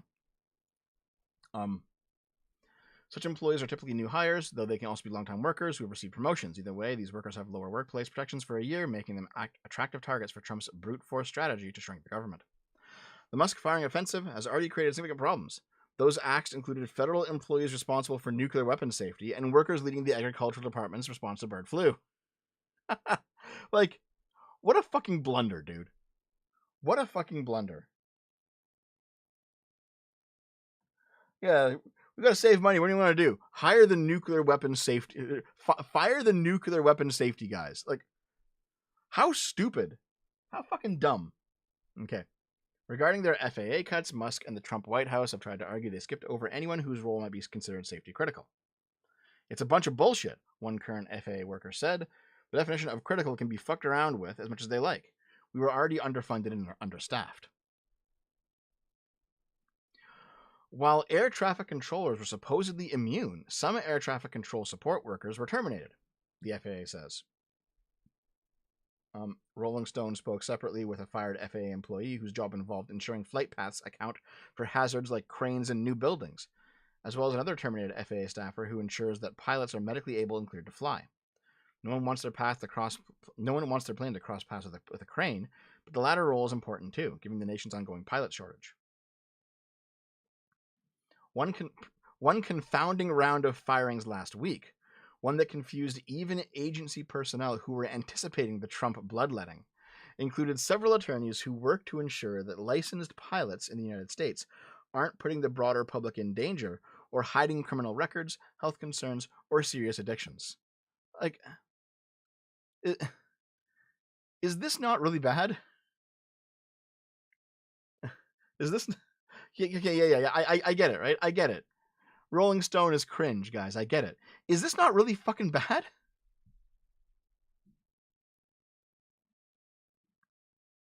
This work in the Aviation Litigation Division involves investigating flight schools that improperly or negligently train pilots, potentially suspending the license of private or commercial airline pilots who get DUIs and other relevant criminal charges that would suggest it is unwise to allow them to fly planes full of passengers. Dealing with commercial pilots if they're caught engaging in reckless or unsafe behavior, or lying about a drinking problem or an illicit drug dependency. Wow. Okay. Just not checking if the pilots are druggies anymore. Ocean Gate all over again. Thank you very much. Thank you very much. Goodwin, thank you.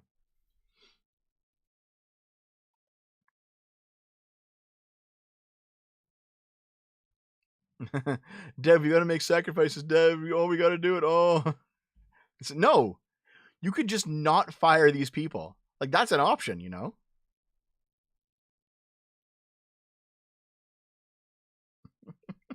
This is so stupid. So, across the country, the FAA employs just dozens of these types of lawyers who handle this kind of enforcement. Last week, Trump and Musk abruptly got rid of several of them, which some estimated to be upwards of 10% of an already overworked legal team. This was handled so chaotically by the Trump administration and Musk's Doge that some of those fired lawyers' bosses were caught off guard by the news. Wait, you're forgetting the lie of omission that any of these people were actually doing their job as described. You need proof that they weren't. Give me the proof. Give me the proof. So, the terminated FAA staffer who had worked to medically certify pilots similarly says their own firing came as a surprise, given all the aviation crashes and things going on. Though they note that since Trump took office, it's been one shitstorm after another. The FAA continues to hire and onboard air traffic controllers and safety professionals, apparently, including mechanics and others to support them. The agency has retained employees who perform safety critical functions. That is what the department has said. Okay. Transportation Secretary Sean Duffy was booed at an event in Los Angeles as he attempted to defend the mass firings. He said the fired employees were probationary and thus not the highest skilled of the FAA, and the department exempted people who work in critical safety positions. He added that if anyone argues the job cuts will have an impact on air travel, that's a political game that is being played. Okay.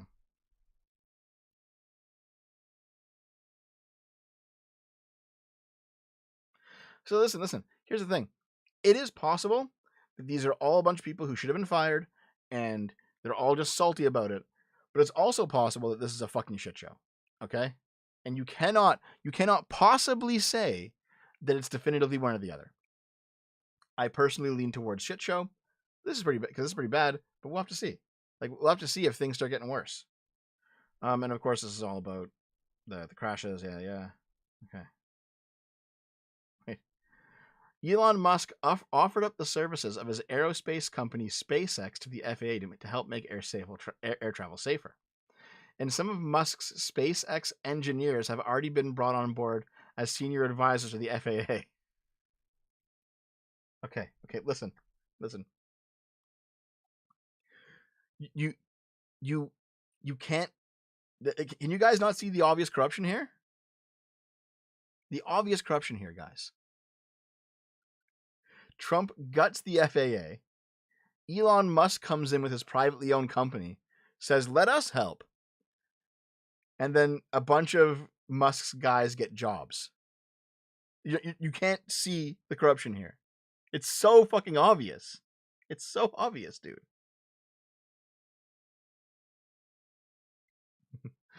Fire government workers and give my company jobs. Yeah, it's obvious conflict of interest. It's so fucking blatant, dude. It's so fucking blatant.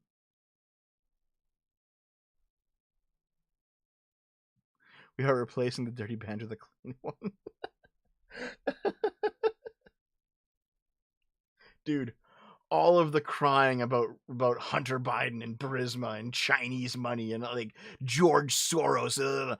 Dude, this is more overt than anything Biden did.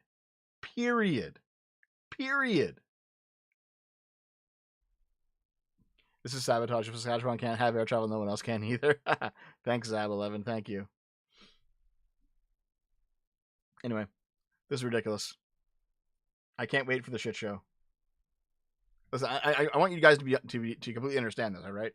If I'm correct and everything actually gets worse in the States, like if things just get worse, I'm gonna laugh, right? Like when Trump fans come up and it's like, "Oh my God, I made a mistake. Everything's so bad." I'm gonna laugh. I'm gonna be like, you deserve this. You chose this. You wanted this. You've earned this. You deserve this. All right. I will act the way that Sargon's currently acting. You sow the wind and you reap the whirlwind. It's gonna happen, dude. It's gonna fucking happen. What's next, by the way? If things get better, well, then that's great too, right? That'll be great. Like if I'm just completely wrong and things get better, like, oh, dude, because I was wrong. Because like I also want things to get better, you know. If I'm just wrong and things get better, then that's still good. That's still good, right?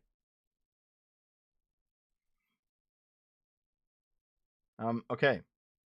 Whitefeather and Lance have been found guilty on 31 counts relating to treatment of their kids. Okay. I may have covered this story several years ago, but the court case has finally ended, so let's talk about it. After 12 days of trial, a Kanawha County jury found Sissonville parents Gene K. Whitefeather and Donald Ray Lance guilty on 31 counts related to the treatment of 4 of their 5 adopted black children. This is a white couple, by the way. They were charged with 35 counts combined. On the charge of trafficking a minor, defined in part as isolating or maintaining an individual to engage in forced labor, they were both found guilty on 4 counts. On the charge of civil rights violations, defined in part as preventing the enjoyment of an individual's constitutional rights because of their race, color, or ancestry, Whitefeather was found guilty on 4 counts. Yeah, this is in the United States.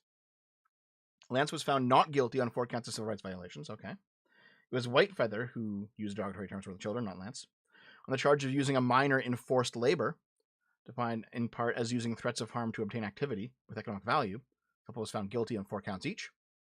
On the charge of gross child neglect that created a substantial risk of serious bodily injury and death, both were found guilty of 3 counts.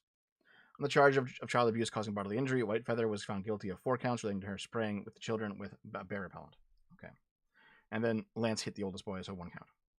So,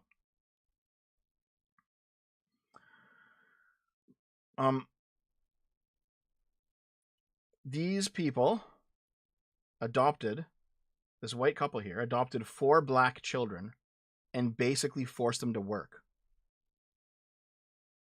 like as slaves. They were just slaves in the modern era. They forced these kids to work because they were black. The children testified about maltreatment by their parents, including being isolated, pepper sprayed, and having access to the bathroom, food, and water were controlled. Evidence showed that only the 4 oldest children were maltreated. The youngest one was not. Okay. $10 from Jacobus Peterson. As a space firster, I think the only reason Elon got involved in U.S. politics is that the various agencies delayed the Starship program one too many times. It's very possible. It's very possible, yes. Thank you for the $10, though. I appreciate it. So, these people fostered over 30 children in Minnesota, typically in emergency care, where they wanted to adopt. They adopted 5 kids. Let's see here. Where's the actual story of what happened? Oh my God. Whitefeather was hitting with a whip. Jesus. They ran away from home. Locked her in a room for 2 weeks because she ran away. Older boy wasn't getting medical attention they needed. He was fed peanut butter sandwiches. He had a bucket for a toilet. Holy fuck.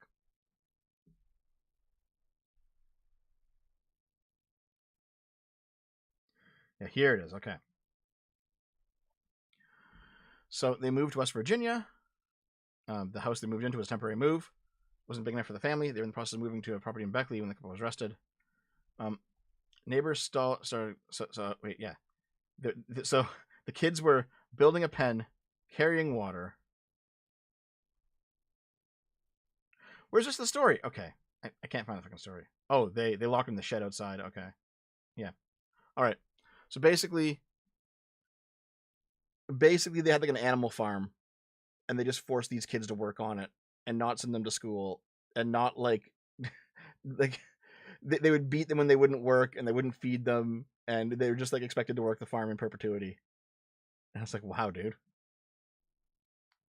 Holy fuck. So they've been found guilty of 31 charges. So I guess sentencing comes next.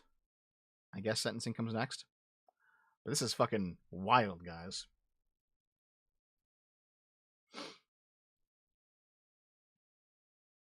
Okay. Trump has canceled Biden's ethics rules. Okay. We gotta take a look at this. Okay. Let's see. Donald Trump's opening his second term by rolling back prohibitions on executive branch employees accepting major gifts from lobbyists and ditching bans on lobbyists seeking executive branch jobs for 2 years. Okay, dude. So, Trump issued a day one executive order that rescinded one on ethics that former President Joe Biden signed in January 2021. Okay. Here's what Biden signed, okay? So, ethics commitments by executive branch personnel. Every appointee in every executive agency on or after January 20th, 2021 shall sign, and upon signing shall be contractually committed to the following pledge. I recognize this pledge is a part of broader ethics in government designed to restore and maintain public trust in government. I commit myself to conduct consistent with that plan. I commit to decision-making on the merits and exclusively in the public interest without regard to private gain or personal benefit. I commit to conduct that upholds the independence of law enforcement and precludes improper interference with investigative or prosecutorial decisions of the Department of Justice. I commit to ethical choices of post-government employment that do not raise the appearance that I have used my government service for private gain, including by using confidential information acquired in relationship established but for the benefit of future clients. So there is a lobbyist gift ban, a revolving door plan. So all appointees entering government cannot, for a period of 2 years from the date of my appointment, participate in any particular matter involving specific parties that is directly and substantially related to my former employer. Right. So you cannot be involved in work that you did privately in the government. Okay. They're closing the revolving door ban for lobbyists or registered agents. Okay. Senior and very senior appointees leaving government. If, upon my departure from the government, I am covered by the post-employment restrictions. In addition, for a period of 1 year following the end of my appointment, I will not materially assist others in making communications or appearances that I am prohibited from undertaking myself. Okay, so this is all stuff that bans the revolving door between government and private corporations. Okay? This is all stuff that Biden immediately signed in on day one, January 20th, 2021. Okay. Let's see. Bunch of more ethics. Okay. There's a bunch of limitations on what executive branch employees can do. And Trump has canceled it. Trump's canceled it. Wow. Okay, Tidge. If you want to critique that some of Biden, that some people in Biden's White House didn't follow the ethics guidelines, okay, you can make that argument. Do you think it's better or worse to cancel it, though? To cancel it entirely and just let employees do all this shit? Okay. Okay, yeah. So this is all Trump making money off cryptocurrency, whatever, it doesn't really matter. Let's see. So The Trump organization has instituted a voluntary agreement that forbids making deals with foreign governments, but not with private companies abroad. Okay. Trump is opening the floodgates for conflicts of interest and exploiting his power in office in hopes of making billions of dollars in the backs of taxpayers. Instead of focusing on the needs of the American people, Trump's only interest is to secure a next deal to line his pockets. Okay. Wow. Well, listen, Biden signed this. Maybe it wasn't consistently enforced, but he signed it. It was an attempt. Trump has now removed it. It's gone. It's no longer even being attempted to be enforced. It's no longer. It's not in the books. It's gone. So okay. All right. While seeking re-election, Trump sold Bibles, gold sneakers, photo books, and diamond-encrusted watches. Oh hey, Phil that remains. What's up, man? Dude, I'm pretty right. I'm still here. I think he's behind.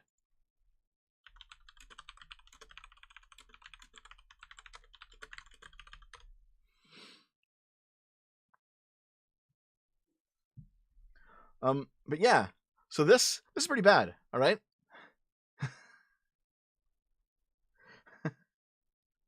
This is not draining the swamp. Trump himself has in the past has criticized the revolving door of people who move from government positions to post in government and back, but he's removed the restrictions that fucking. Okay. Wait. Would it be hypocritical if I said that, frankly, I don't care if Elon enriches himself? If you complained about Biden enriching himself, yes, it would. It absolutely would be hypocritical. Yes. Like either it's corrupt or it's not, dude. Either it's corrupt or it's not.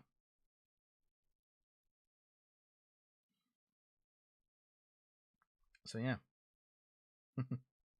A more immediate impact of Trump scrapping Biden's order might be that it gives former members of the Democratic administration additional employment opportunity. Oh, that's one thing. Yeah. So as Trump fires everyone, maybe this will help them get new jobs. Feel better, best 4D object. Feel better. So yeah. This seems kind of ridiculous, but who knows? Maybe Trump is just trying to help those poor Democrats find jobs.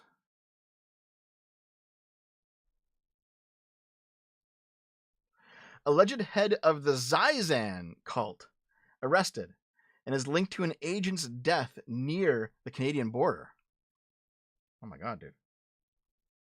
So, the apparent leader of a cult-like group known as the Zizans, or Zizians, whatever, who have been tied to the killings of 6 people, including the death of a U.S. Border Patrol agent near the Canadian border last month, has been arrested. Jack Ziz Lasota, 34, was arrested on Sunday along with Michelle Zajko, 32, and Daniel Blank, 26. They face multiple charges, including trespassing, obstructing, and hindering and possession of a handgun in the vehicle. Here they are. Here's the cultists, guys. Although all 3 were charged after a resident told police that 3 suspicious people had parked 2 box trucks on his property and asked to camp there for a month. Dev, the new Valued oil project, got approved. Awesome! Fuck yeah. Dude, that's fucking based. Actually, hold on. If Phil's still here, Phil, you should check out my racism versus white people video. It's up your alley.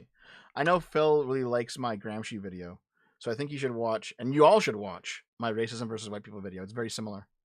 It tracks the history of the thing through all the left-wing nonsense. Okay, let's see here. They were dressed in black. 2 wore gun belts holding ammunition. Officers found a rifle in the back of one truck and a handgun on the floorboard. Zajko, who refused to put her hands behind her back, was taken to the ground, was carrying a handgun, resisting arrest, blah, blah, blah. Okay. Yeah. The judge in the case ordered Lasota, who identifies as a transgender woman, be held without bail at a hearing Tuesday, citing concerns about her being a flight risk. So who the fuck are the Zizans? What the fuck? Okay. Lesota, this is the trans person, of Berkeley, California, was born in Alaska and studied computer science at the University of Fairbanks before starting an internship at NASA, moving to California in 2016. It's like a far north oil project, I think. Yeah, the M18 well. Where's the M18 well? Thank you for the $2, by the way.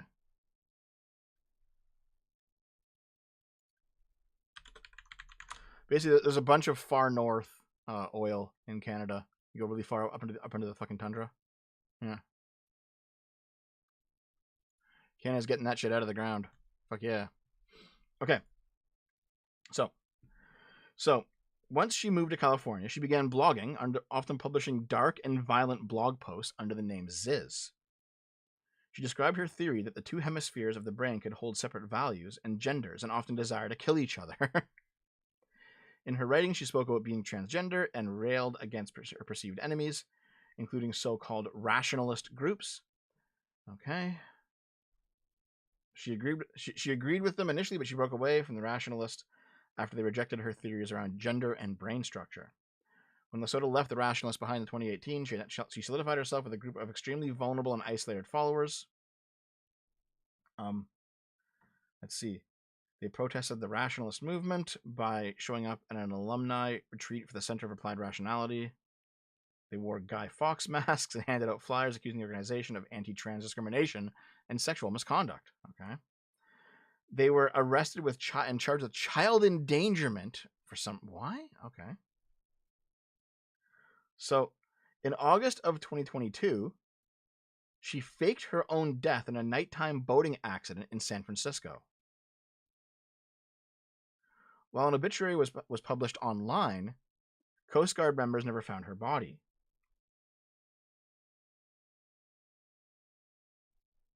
And here's the Zizans.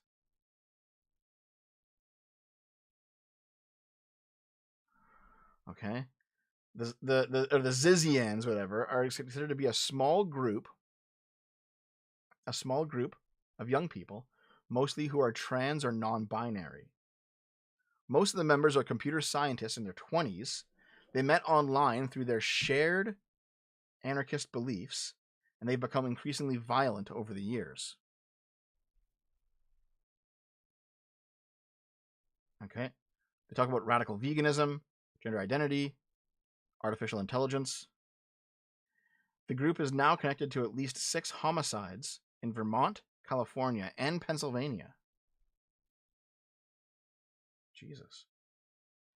Last month, about 32 kilometers from the Canadian border, a Border Patrol agent was shot and killed during a traffic stop in Vermont. Holy fuck. Milan was trapped in a firefight after she pulled over Youngblood, who was believed to be a Zizian, and her German travel companion, Backelholt. Okay. Youngblood, who had been driving Backelholt's car, got out and opened fire on Milan and other officers without warning. Backelholt tried to draw a gun, but was shot and killed. Holy fuck. They just shot him up. Now, to be fair, hold on. Listen. If this were a right-wing anarchist compound, out in the middle of nowhere wanting to be left alone, and they fired on the cops, maybe the right-wingers would be supporting them, as they have several times in the past. Okay.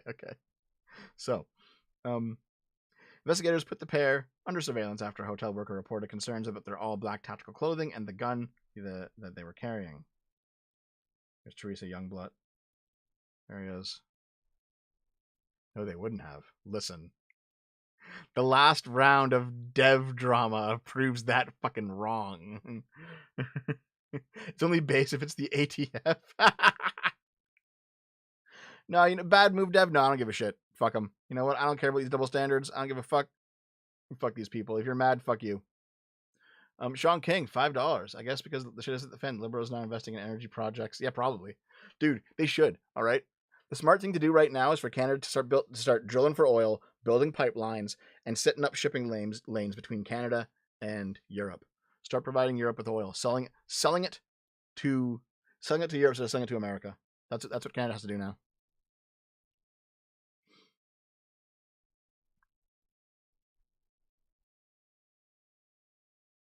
This is a kind move by Dev. Ace needs to pay the bills. You literally just invented double standard out of nowhere. These things are not equivalent. Hold on, Tidge. Let me figure it out.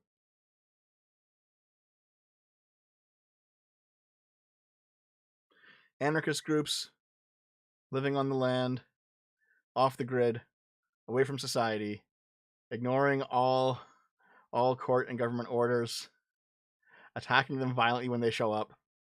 Pretty similar. Hey, Sparkles, what's up? How's it going, babe? Okay.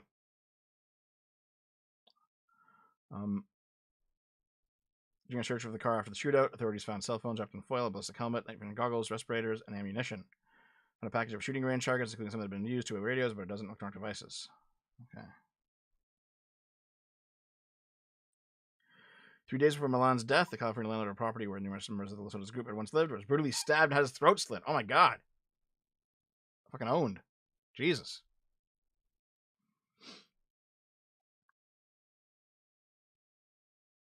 Maximilian Snyder had applied for marriage license with the Youngblood in Washington State 2 months earlier, was charged in the landlord's murder. Prosecutors alleged he was trying to prevent the landlord from testifying in the murder case tied to the Zeiss. Oh my god, dude! These people are fucking crazy! These people are nuts! Should I actually look into these people? Like this is insane.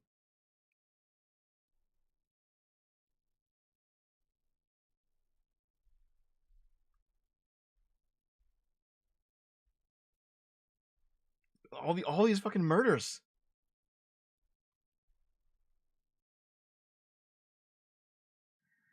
Lesoto refused to speak, kept her eyes closed during booking. All right. Well, there we go. It's gonna be like that other black compound you looked into. Oh yeah, the fucking Black Hammer group. They bought a bunch of land out in the middle of fucking nowhere and wanted to make it like a black ethno state.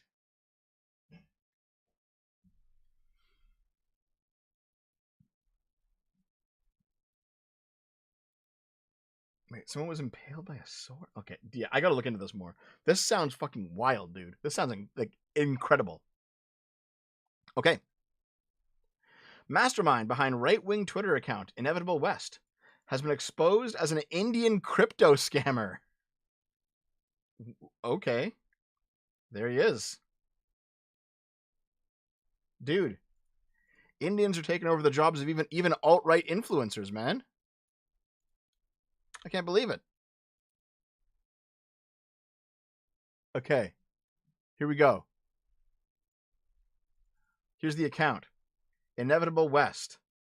Defender of Western values and culture. Jesus Christ is King. This account is run from England, apparently. Yep, this man stabs several people at a quiet market in France. Europe's not okay. Yep. Eastern Germany doesn't play about. It didn't work out, though, dude.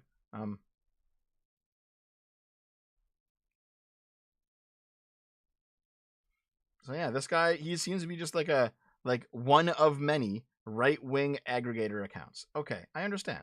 I get it. All right? I understand. However, he's apparently an Indian. An Indian guy.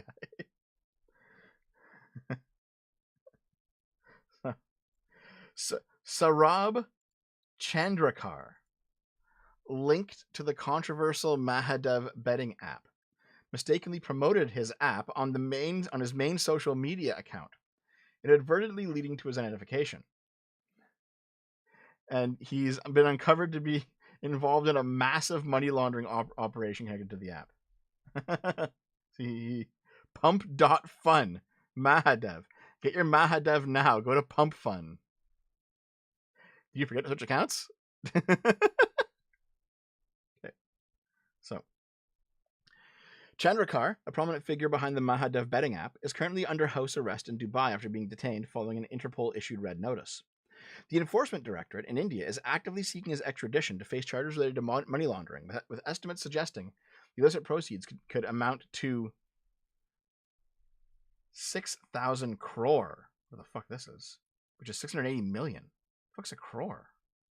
I gotta look this up. What is it?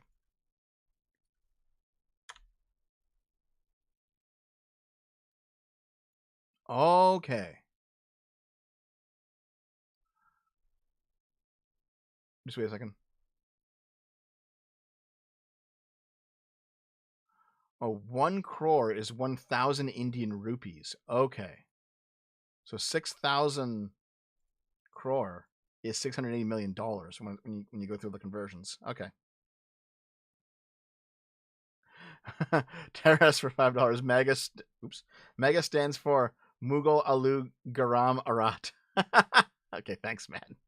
Okay. Let's see. Okay. His case has become more complex as it is allegedly linked to several high-ranking politicians and bureaucrats in Chhattisgarh.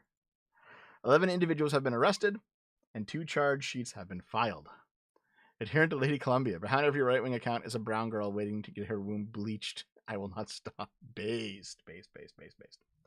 Okay, here is the man behind Notable West, Sarub Chandrakar. Oops. Okay, so the Mahadev app is a focal point of controversy, drawing attention to Chandrakar's background. He, along with his business partner Ravi Uppal, allegedly ran the app as part of a larger scheme that defrauded thousands of people.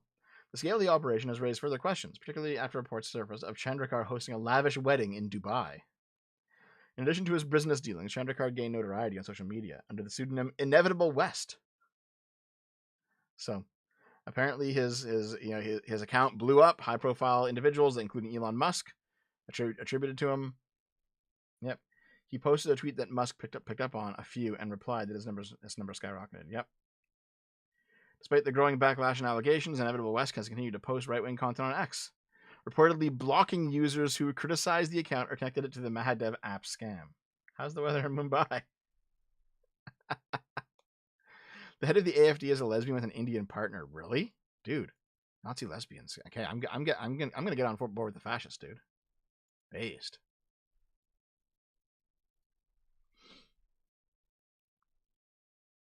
So yeah, he's just ignoring it. But it's funny as fuck. It's funny as fuck. What was the meme about like Donald Trump's entire movement just being surrounded like Kash Patel and like JD Vance's wife, like just it's all Indians. It's all fucking Indians, dude. General white race savior. You're browner than I expected. Okay.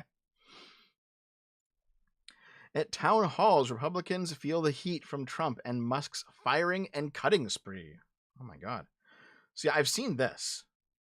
Should we watch it maybe? Here, let me get my headphones out. Wait. I'm 2 hours behind, but your audio is worse than ever. What the fuck? How is it worse? Like, I asked if it was okay at the start of the stream. You guys all said yes. Terrace, $2. These aren't the areas you're looking for. Okay. Here, let's see. What's going on here? Let alone 100 people. It's your job to control the budget, not the president. And you are doing us a disservice to set that down and not stand up for us. And workers from the nuclear workers, the NNSA, our nuclear stockpile, and CDC workers working on the bird flu being fired by DOGE and then having to be rehired when someone realizes, oh gosh, we need those people. Why is a supposedly conservative party taking such a radical and extremist and sloppy approach to this? Great question.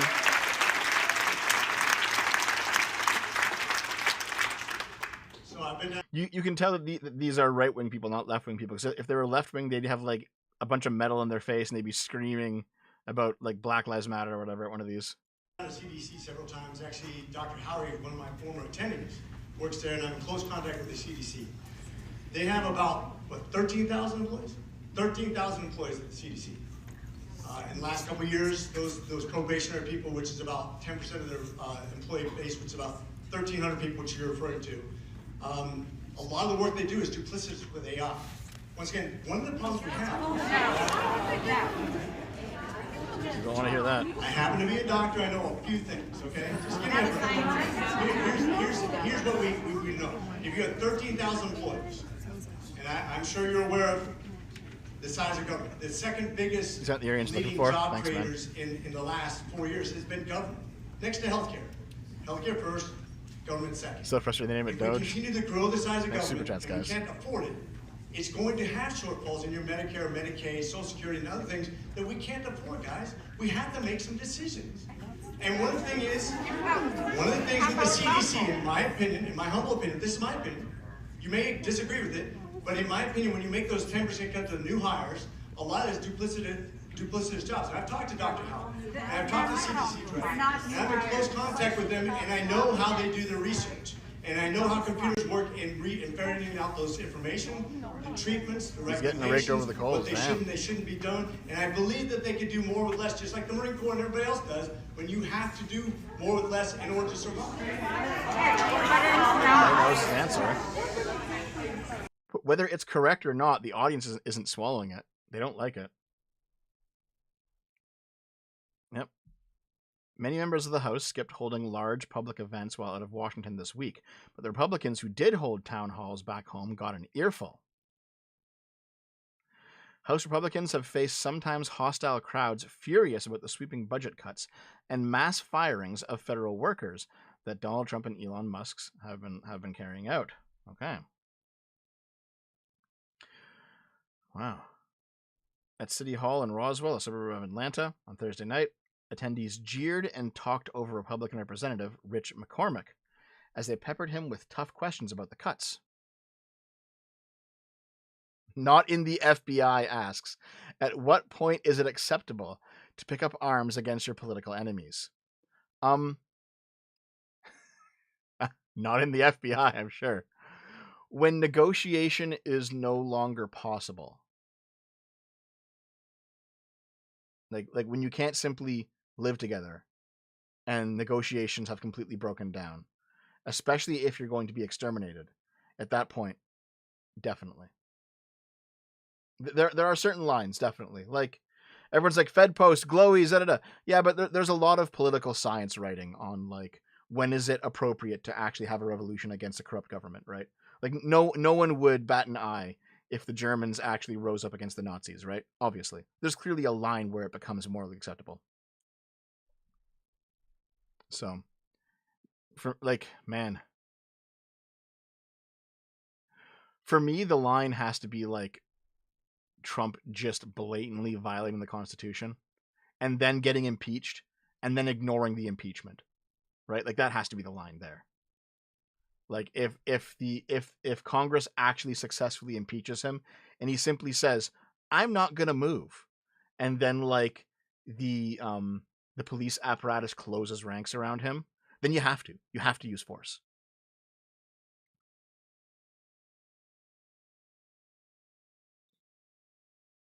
Let's see here.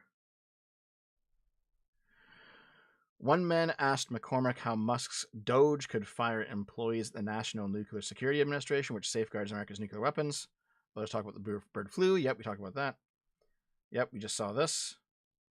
A lot of the work they do is duplicitous with AI. So wait, is he saying that these government employees are doing work with AI? I mean, maybe they are, right? But still, it's funny. It's funny as fuck. Tariffs, $5. People on X are expecting the Patriot Front to disappear soon. That's right. Patriot Front was viewed as like an FBI thing. You know what? If Kash Patel is worth his fucking salt, I have no respect for the man. But if he wants to earn some, he needs to reveal that Patriot Front was a fucking glowy op, if it actually was. If it was. Yeah, he said duplicitous, but he means redundant, obviously. He's saying like duplicate in duplicitous, and duplicate means double, which means being redundant. Like he's using the wrong word, but I know what he's saying. Sean King, $2. You're the Trump hope over the hockey game. No, I didn't. I did not actually.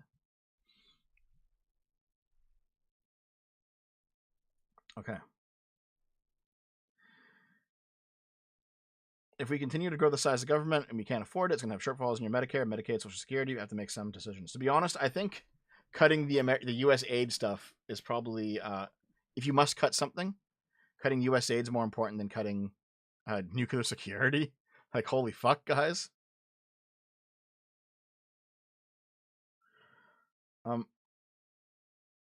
It was Congress's job to direct and appropriate. So here, hold on. A woman told McCormick, who represents a safe Republican seat, that it was Congress's job to direct and appropriate federal spending, not the president.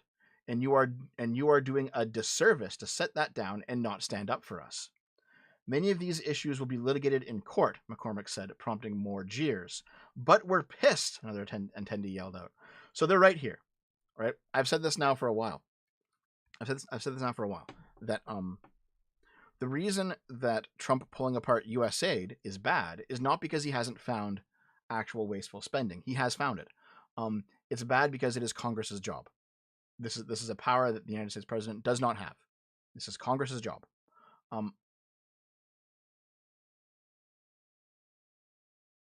So the fact that Congress is not standing up to Trump is actually a problem, because Congress should say, no. You are now taking powers that the Constitution says are ours, and they should be defending it, and they're not. So this criticism here is correct. The people are angry at congressmen for not defending the powers that Congress constitutionally has, and they are correct to be angry about it.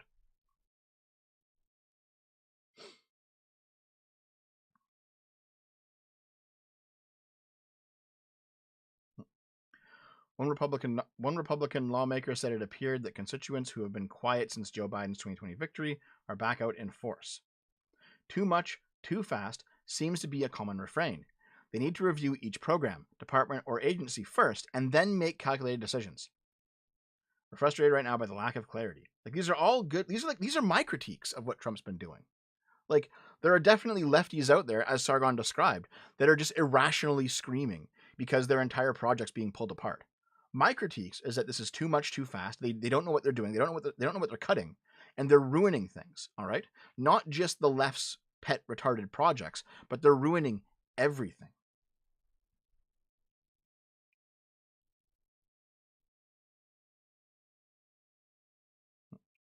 Are you going to subpoena him at some point? Are you willing to use your subpoena power to tell Musk to stand in front of Congress and answer some hard questions? They should. They absolutely should.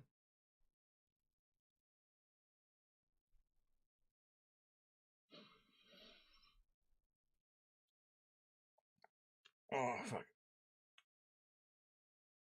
If you think that he's doing it right, would you like all your private records revealed and pulled up by a bunch of people that weren't elected and they just randomly appointed, a bunch of 20-year-olds? I know that when I was in the service, there was a chain of command and we answered to somebody. I don't see Elon Musk answering to anybody. Yeah. What in particular is too much too fast? That's one of those things where it's like, I know it when I see it. You know? Kind of like pornography, you know it when you see it.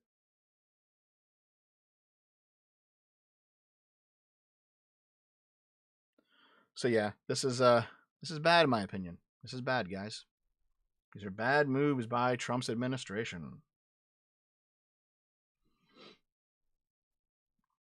And to be fair, assuming that there will be elections in 2 years, they are setting up the Democrats for like a ridiculous win. Unless something crazy happens, they're setting the Democrats up. Why is Harrison Ford suddenly endorsing all these products? Well, I mean, the answer is money, right? It's money. The 82-year-old actor is joining the Marvel Cinematic Universe in Captain America: Brave New World. He's alongside Helen Mirren in the Yellowstone prequel series, 1923. He was on a TV commercial for 2-minute Jeep ad for Super Bowl. Harrison Ford is everywhere.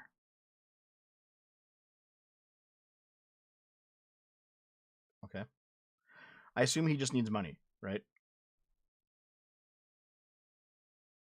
And to be fair, Harrison Ford doesn't usually go into advertising. He's not usually doing this sort of work, so it's kind of strange to see. Where he blew all his money. Yeah.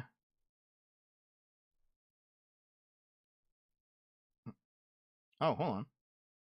Ford's agent said he's not an advertising guy. He doesn't do this thing. He doesn't need the money. He doesn't have time, and so it's not happening. Oh. Okay. It came out to be something that I really feel comfortable with. I guess you just liked the fucking ad. Okay. Sure. All right. Hold on. He's done a Jeep gig. He wore a kilt for whiskey ads? Okay. Is he Scottish? Oh, there it is, yeah. Yeah. With an estimated net worth of $300 million, why is the actor hawking products?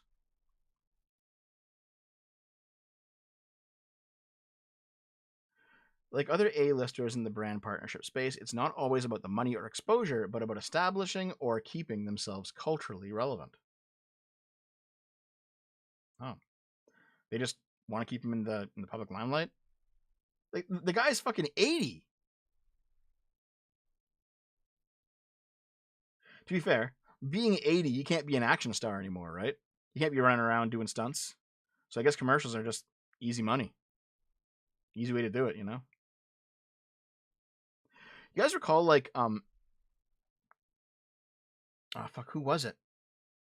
The geezer teaser guy that Red Letter Media talked about a couple years ago. Like, a lot. Fuck, what was his fucking name? He has dementia now. He can't speak. Bruce Willis, right? Bruce Willis did something like 20 movies over the course of 2 years. Yeah. Whistling Dixon. Yes. Yeah. Bruce Willis did like 20 movies over the course of 2 years where he was in the fucking movie for like 5 minutes and the movie just sucked ass. It was just fucking terrible. And he just did it and got a big fat fucking payday so you could have money to leave to his kids after he died. Like, and here's the thing, Bruce Willis's movies were good, you know? Like, everyone loves Die Hard, man. You go back and during his heyday, everyone loves his shit. But like, he just made a bunch of low quality movies where he's clearly wearing an earpiece and like barely acting. And he's in the movie for 5 minutes. Oh no, yeah, he stopped doing it because now he can't. Like Bruce Willis can't speak anymore. Like, he's completely lost his brain, unfortunately.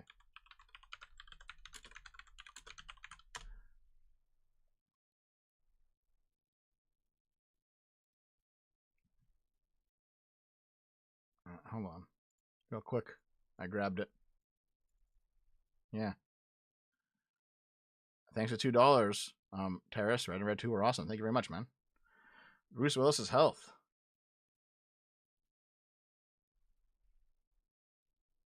Yep, since March 2022, the Willis family has been giving updates on Bruce Willis's health after the Die Hard star stepped away from acting due to health issues. Yet he has frontotemporal dementia, the degenerative disease that affects communication and behavior, as opposed to memory. Yep.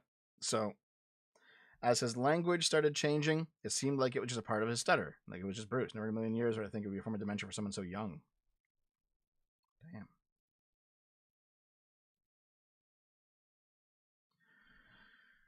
Okay. So his health is stable.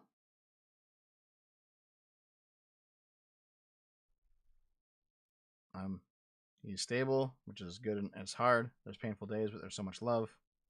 I'm taking it every day for granted. Yep. His dementia is really aggressive. Oof. Dementia's hard. Is her husband aware of what's going on with his health? It's hard to know. Oof, that's rough.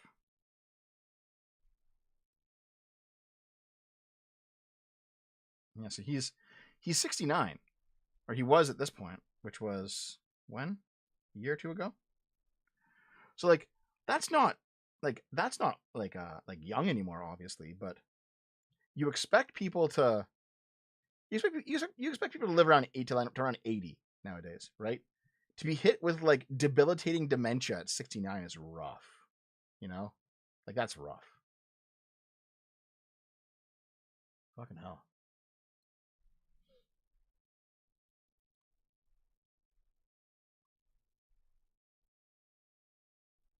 Yeah. Is he just like barely present there? Damn.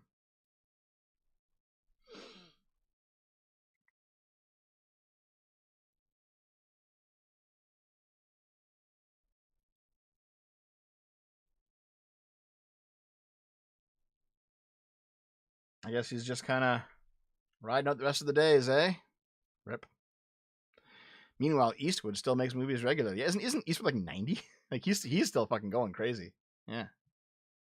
So on my dad's side, there is a history of dementia, but my dad's parents both lived till they were in their 90s. On my mom's side, there is no history of any bad health whatsoever, and they also lived till they were 90. Like my grandfather, the day before he died, was working on the roof of his house, and he like came down, had dinner, hung around, like watched TV, went to bed, and then just like died in his sleep. It's like, damn, that guy was like he was going right up to the end, So maybe I'll be okay. As long as I keep losing weight, maybe I'll be okay. Hey, Fox in Space, what's up, man? Maybe you'll see Dev last for a long time. Who knows? Maybe I'll just die as a fat old man when I'm like 55. Okay, let's keep going.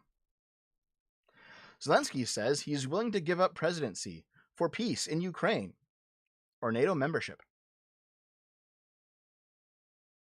So there is this view that Zelensky's a dictator, a view on the right wing.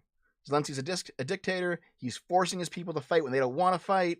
He's banned elections, even though per the Ukrainian constitution there are no elections during wartime to maintain control of the government. There's this view on the right wing that Zelensky is evil. Well, he said he's willing to give up presidency for peace in Ukraine or NATO membership. Like, boom, there you go. He seems to have completely routed around that fucking claim. Ukrainian President Volodymyr Zelensky said at a press conference in Kiev on Sunday that he would be willing to resign from his post in exchange for peace in Ukraine or NATO membership. If it is peace for Ukraine and you really want me to leave my post, I'm ready. Alternatively, I can trade this for NATO membership, if such conditions exist, immediately, so we don't have lengthy discussions. I am focusing on Ukraine's security today, not in 20 years. I don't intend to stay in power for decades.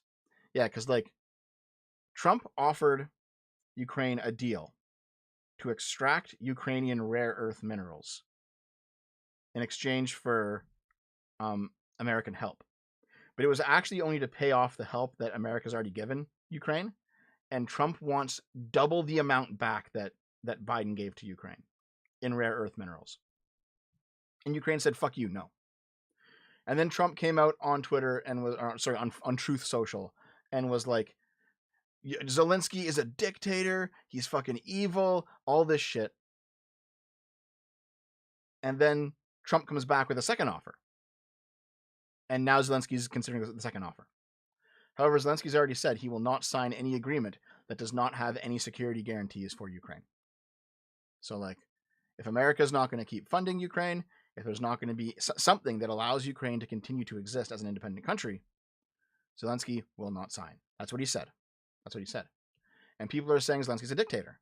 So Zelensky says, listen, I'll step down. I will fucking step down. If you think I'm a dictator, all right, I will leave the office right now if you agree to defend Ukraine. It's like, dude, well, there you go.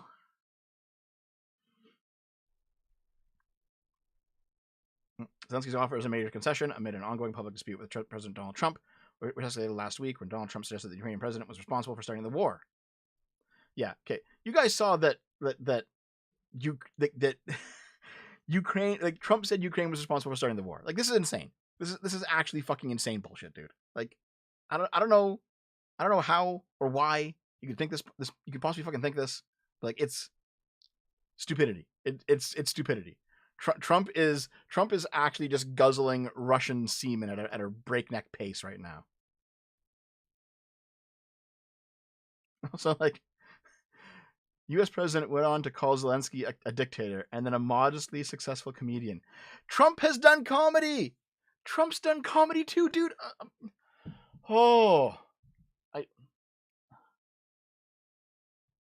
This is fucking nonsense, dude. This is insane. This is bullshit. It's all part of the plan. It's all part of the plan.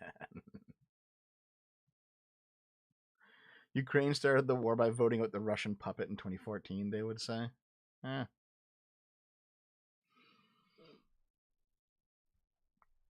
Guzzling buckets, would you say? Buckets of cum. Buckets of cum. I get the joke. Slinko says they were bombing people in the Donbass in 2012. You mean they were bombing? It was like they were bombing separatists? Civil war? War in the Donbass. Let's see. Real quick. October 2014. Where's 2012? Bombing people in the Donbass in 2012. Allegations of genocide in the Donbass. Okay. Wait. Ukraine fought a war against Russian proxy forces in the Donbass war from 2014 to 2022. I don't see anything about 2012.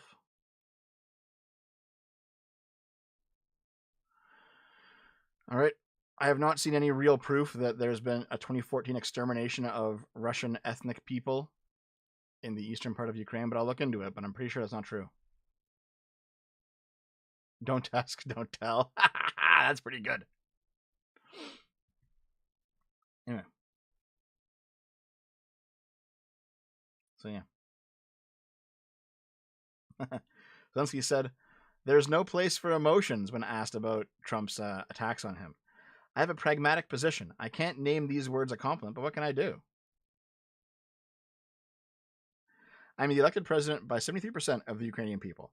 After the martial law, there will be elections. Perhaps he will say something good about me then. It is more important what Ukrainians think about me." Yeah, completely true. Like, Zelensky is doing everything right here, you know?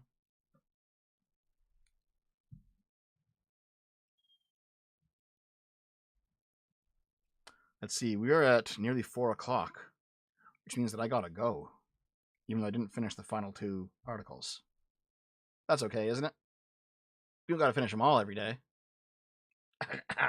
God damn it.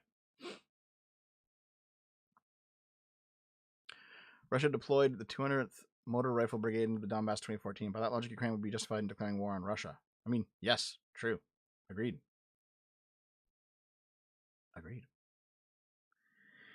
You never finish them all, fat ass. I finished them all I finished them all last week, you fuck. Get out of here. Dev's got to go listen to Adam suck off Trump for 8th week in a row. No, Trump's doing some pretty bad things, in my opinion. And dude, okay, you guys should go tell Sitch and Adam to no, not Sitch, Adam. Tell Adam to debate Dev on Trump. Let's do it. Let's do it. Adam v. Dev. This time, a friendship will not end over a healthy disagreement on politics.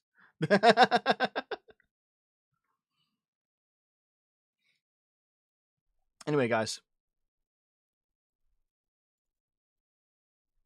I'm busy trolling Sargon. What, is Sargon currently live? What's he doing?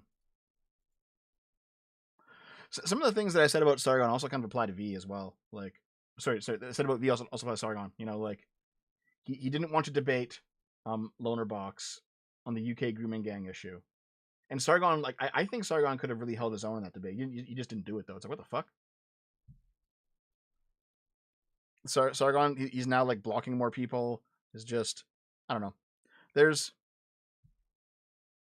Sargon is moving towards being the kind of person that he used to rail against 10 years ago as well, and that's not good. That is not good. You know? Isolating himself, not debating, etc., etc.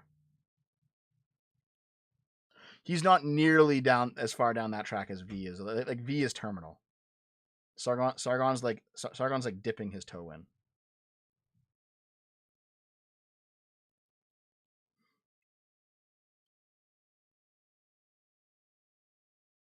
I don't find Loner Box to be that aggressive in Direct Soder. Like, Lonerbox is pretty chill. He's pretty chill.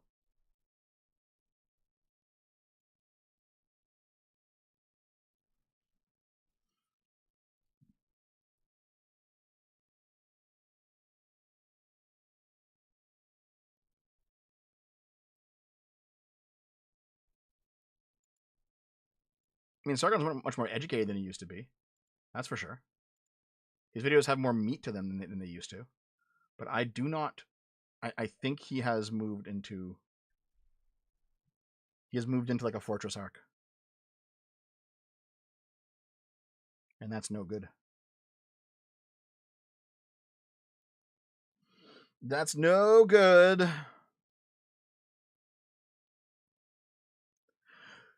Who haven't we rated in a while? Chud Logic. I rated Chud Logic recently. I've rated Rima recently. I rated Discordia last week. You know what? We haven't rated Kibbs in some time. Let's go raid good old Kibbs. Right? Thanks for being here, everyone. I appreciate the support. You guys are the best, as always. Yeah, join the Discord server. And you know what? I think now that Dave's returning, we can do gaming streams again. And yes, new videos soon. Have a good one, guys. I love you.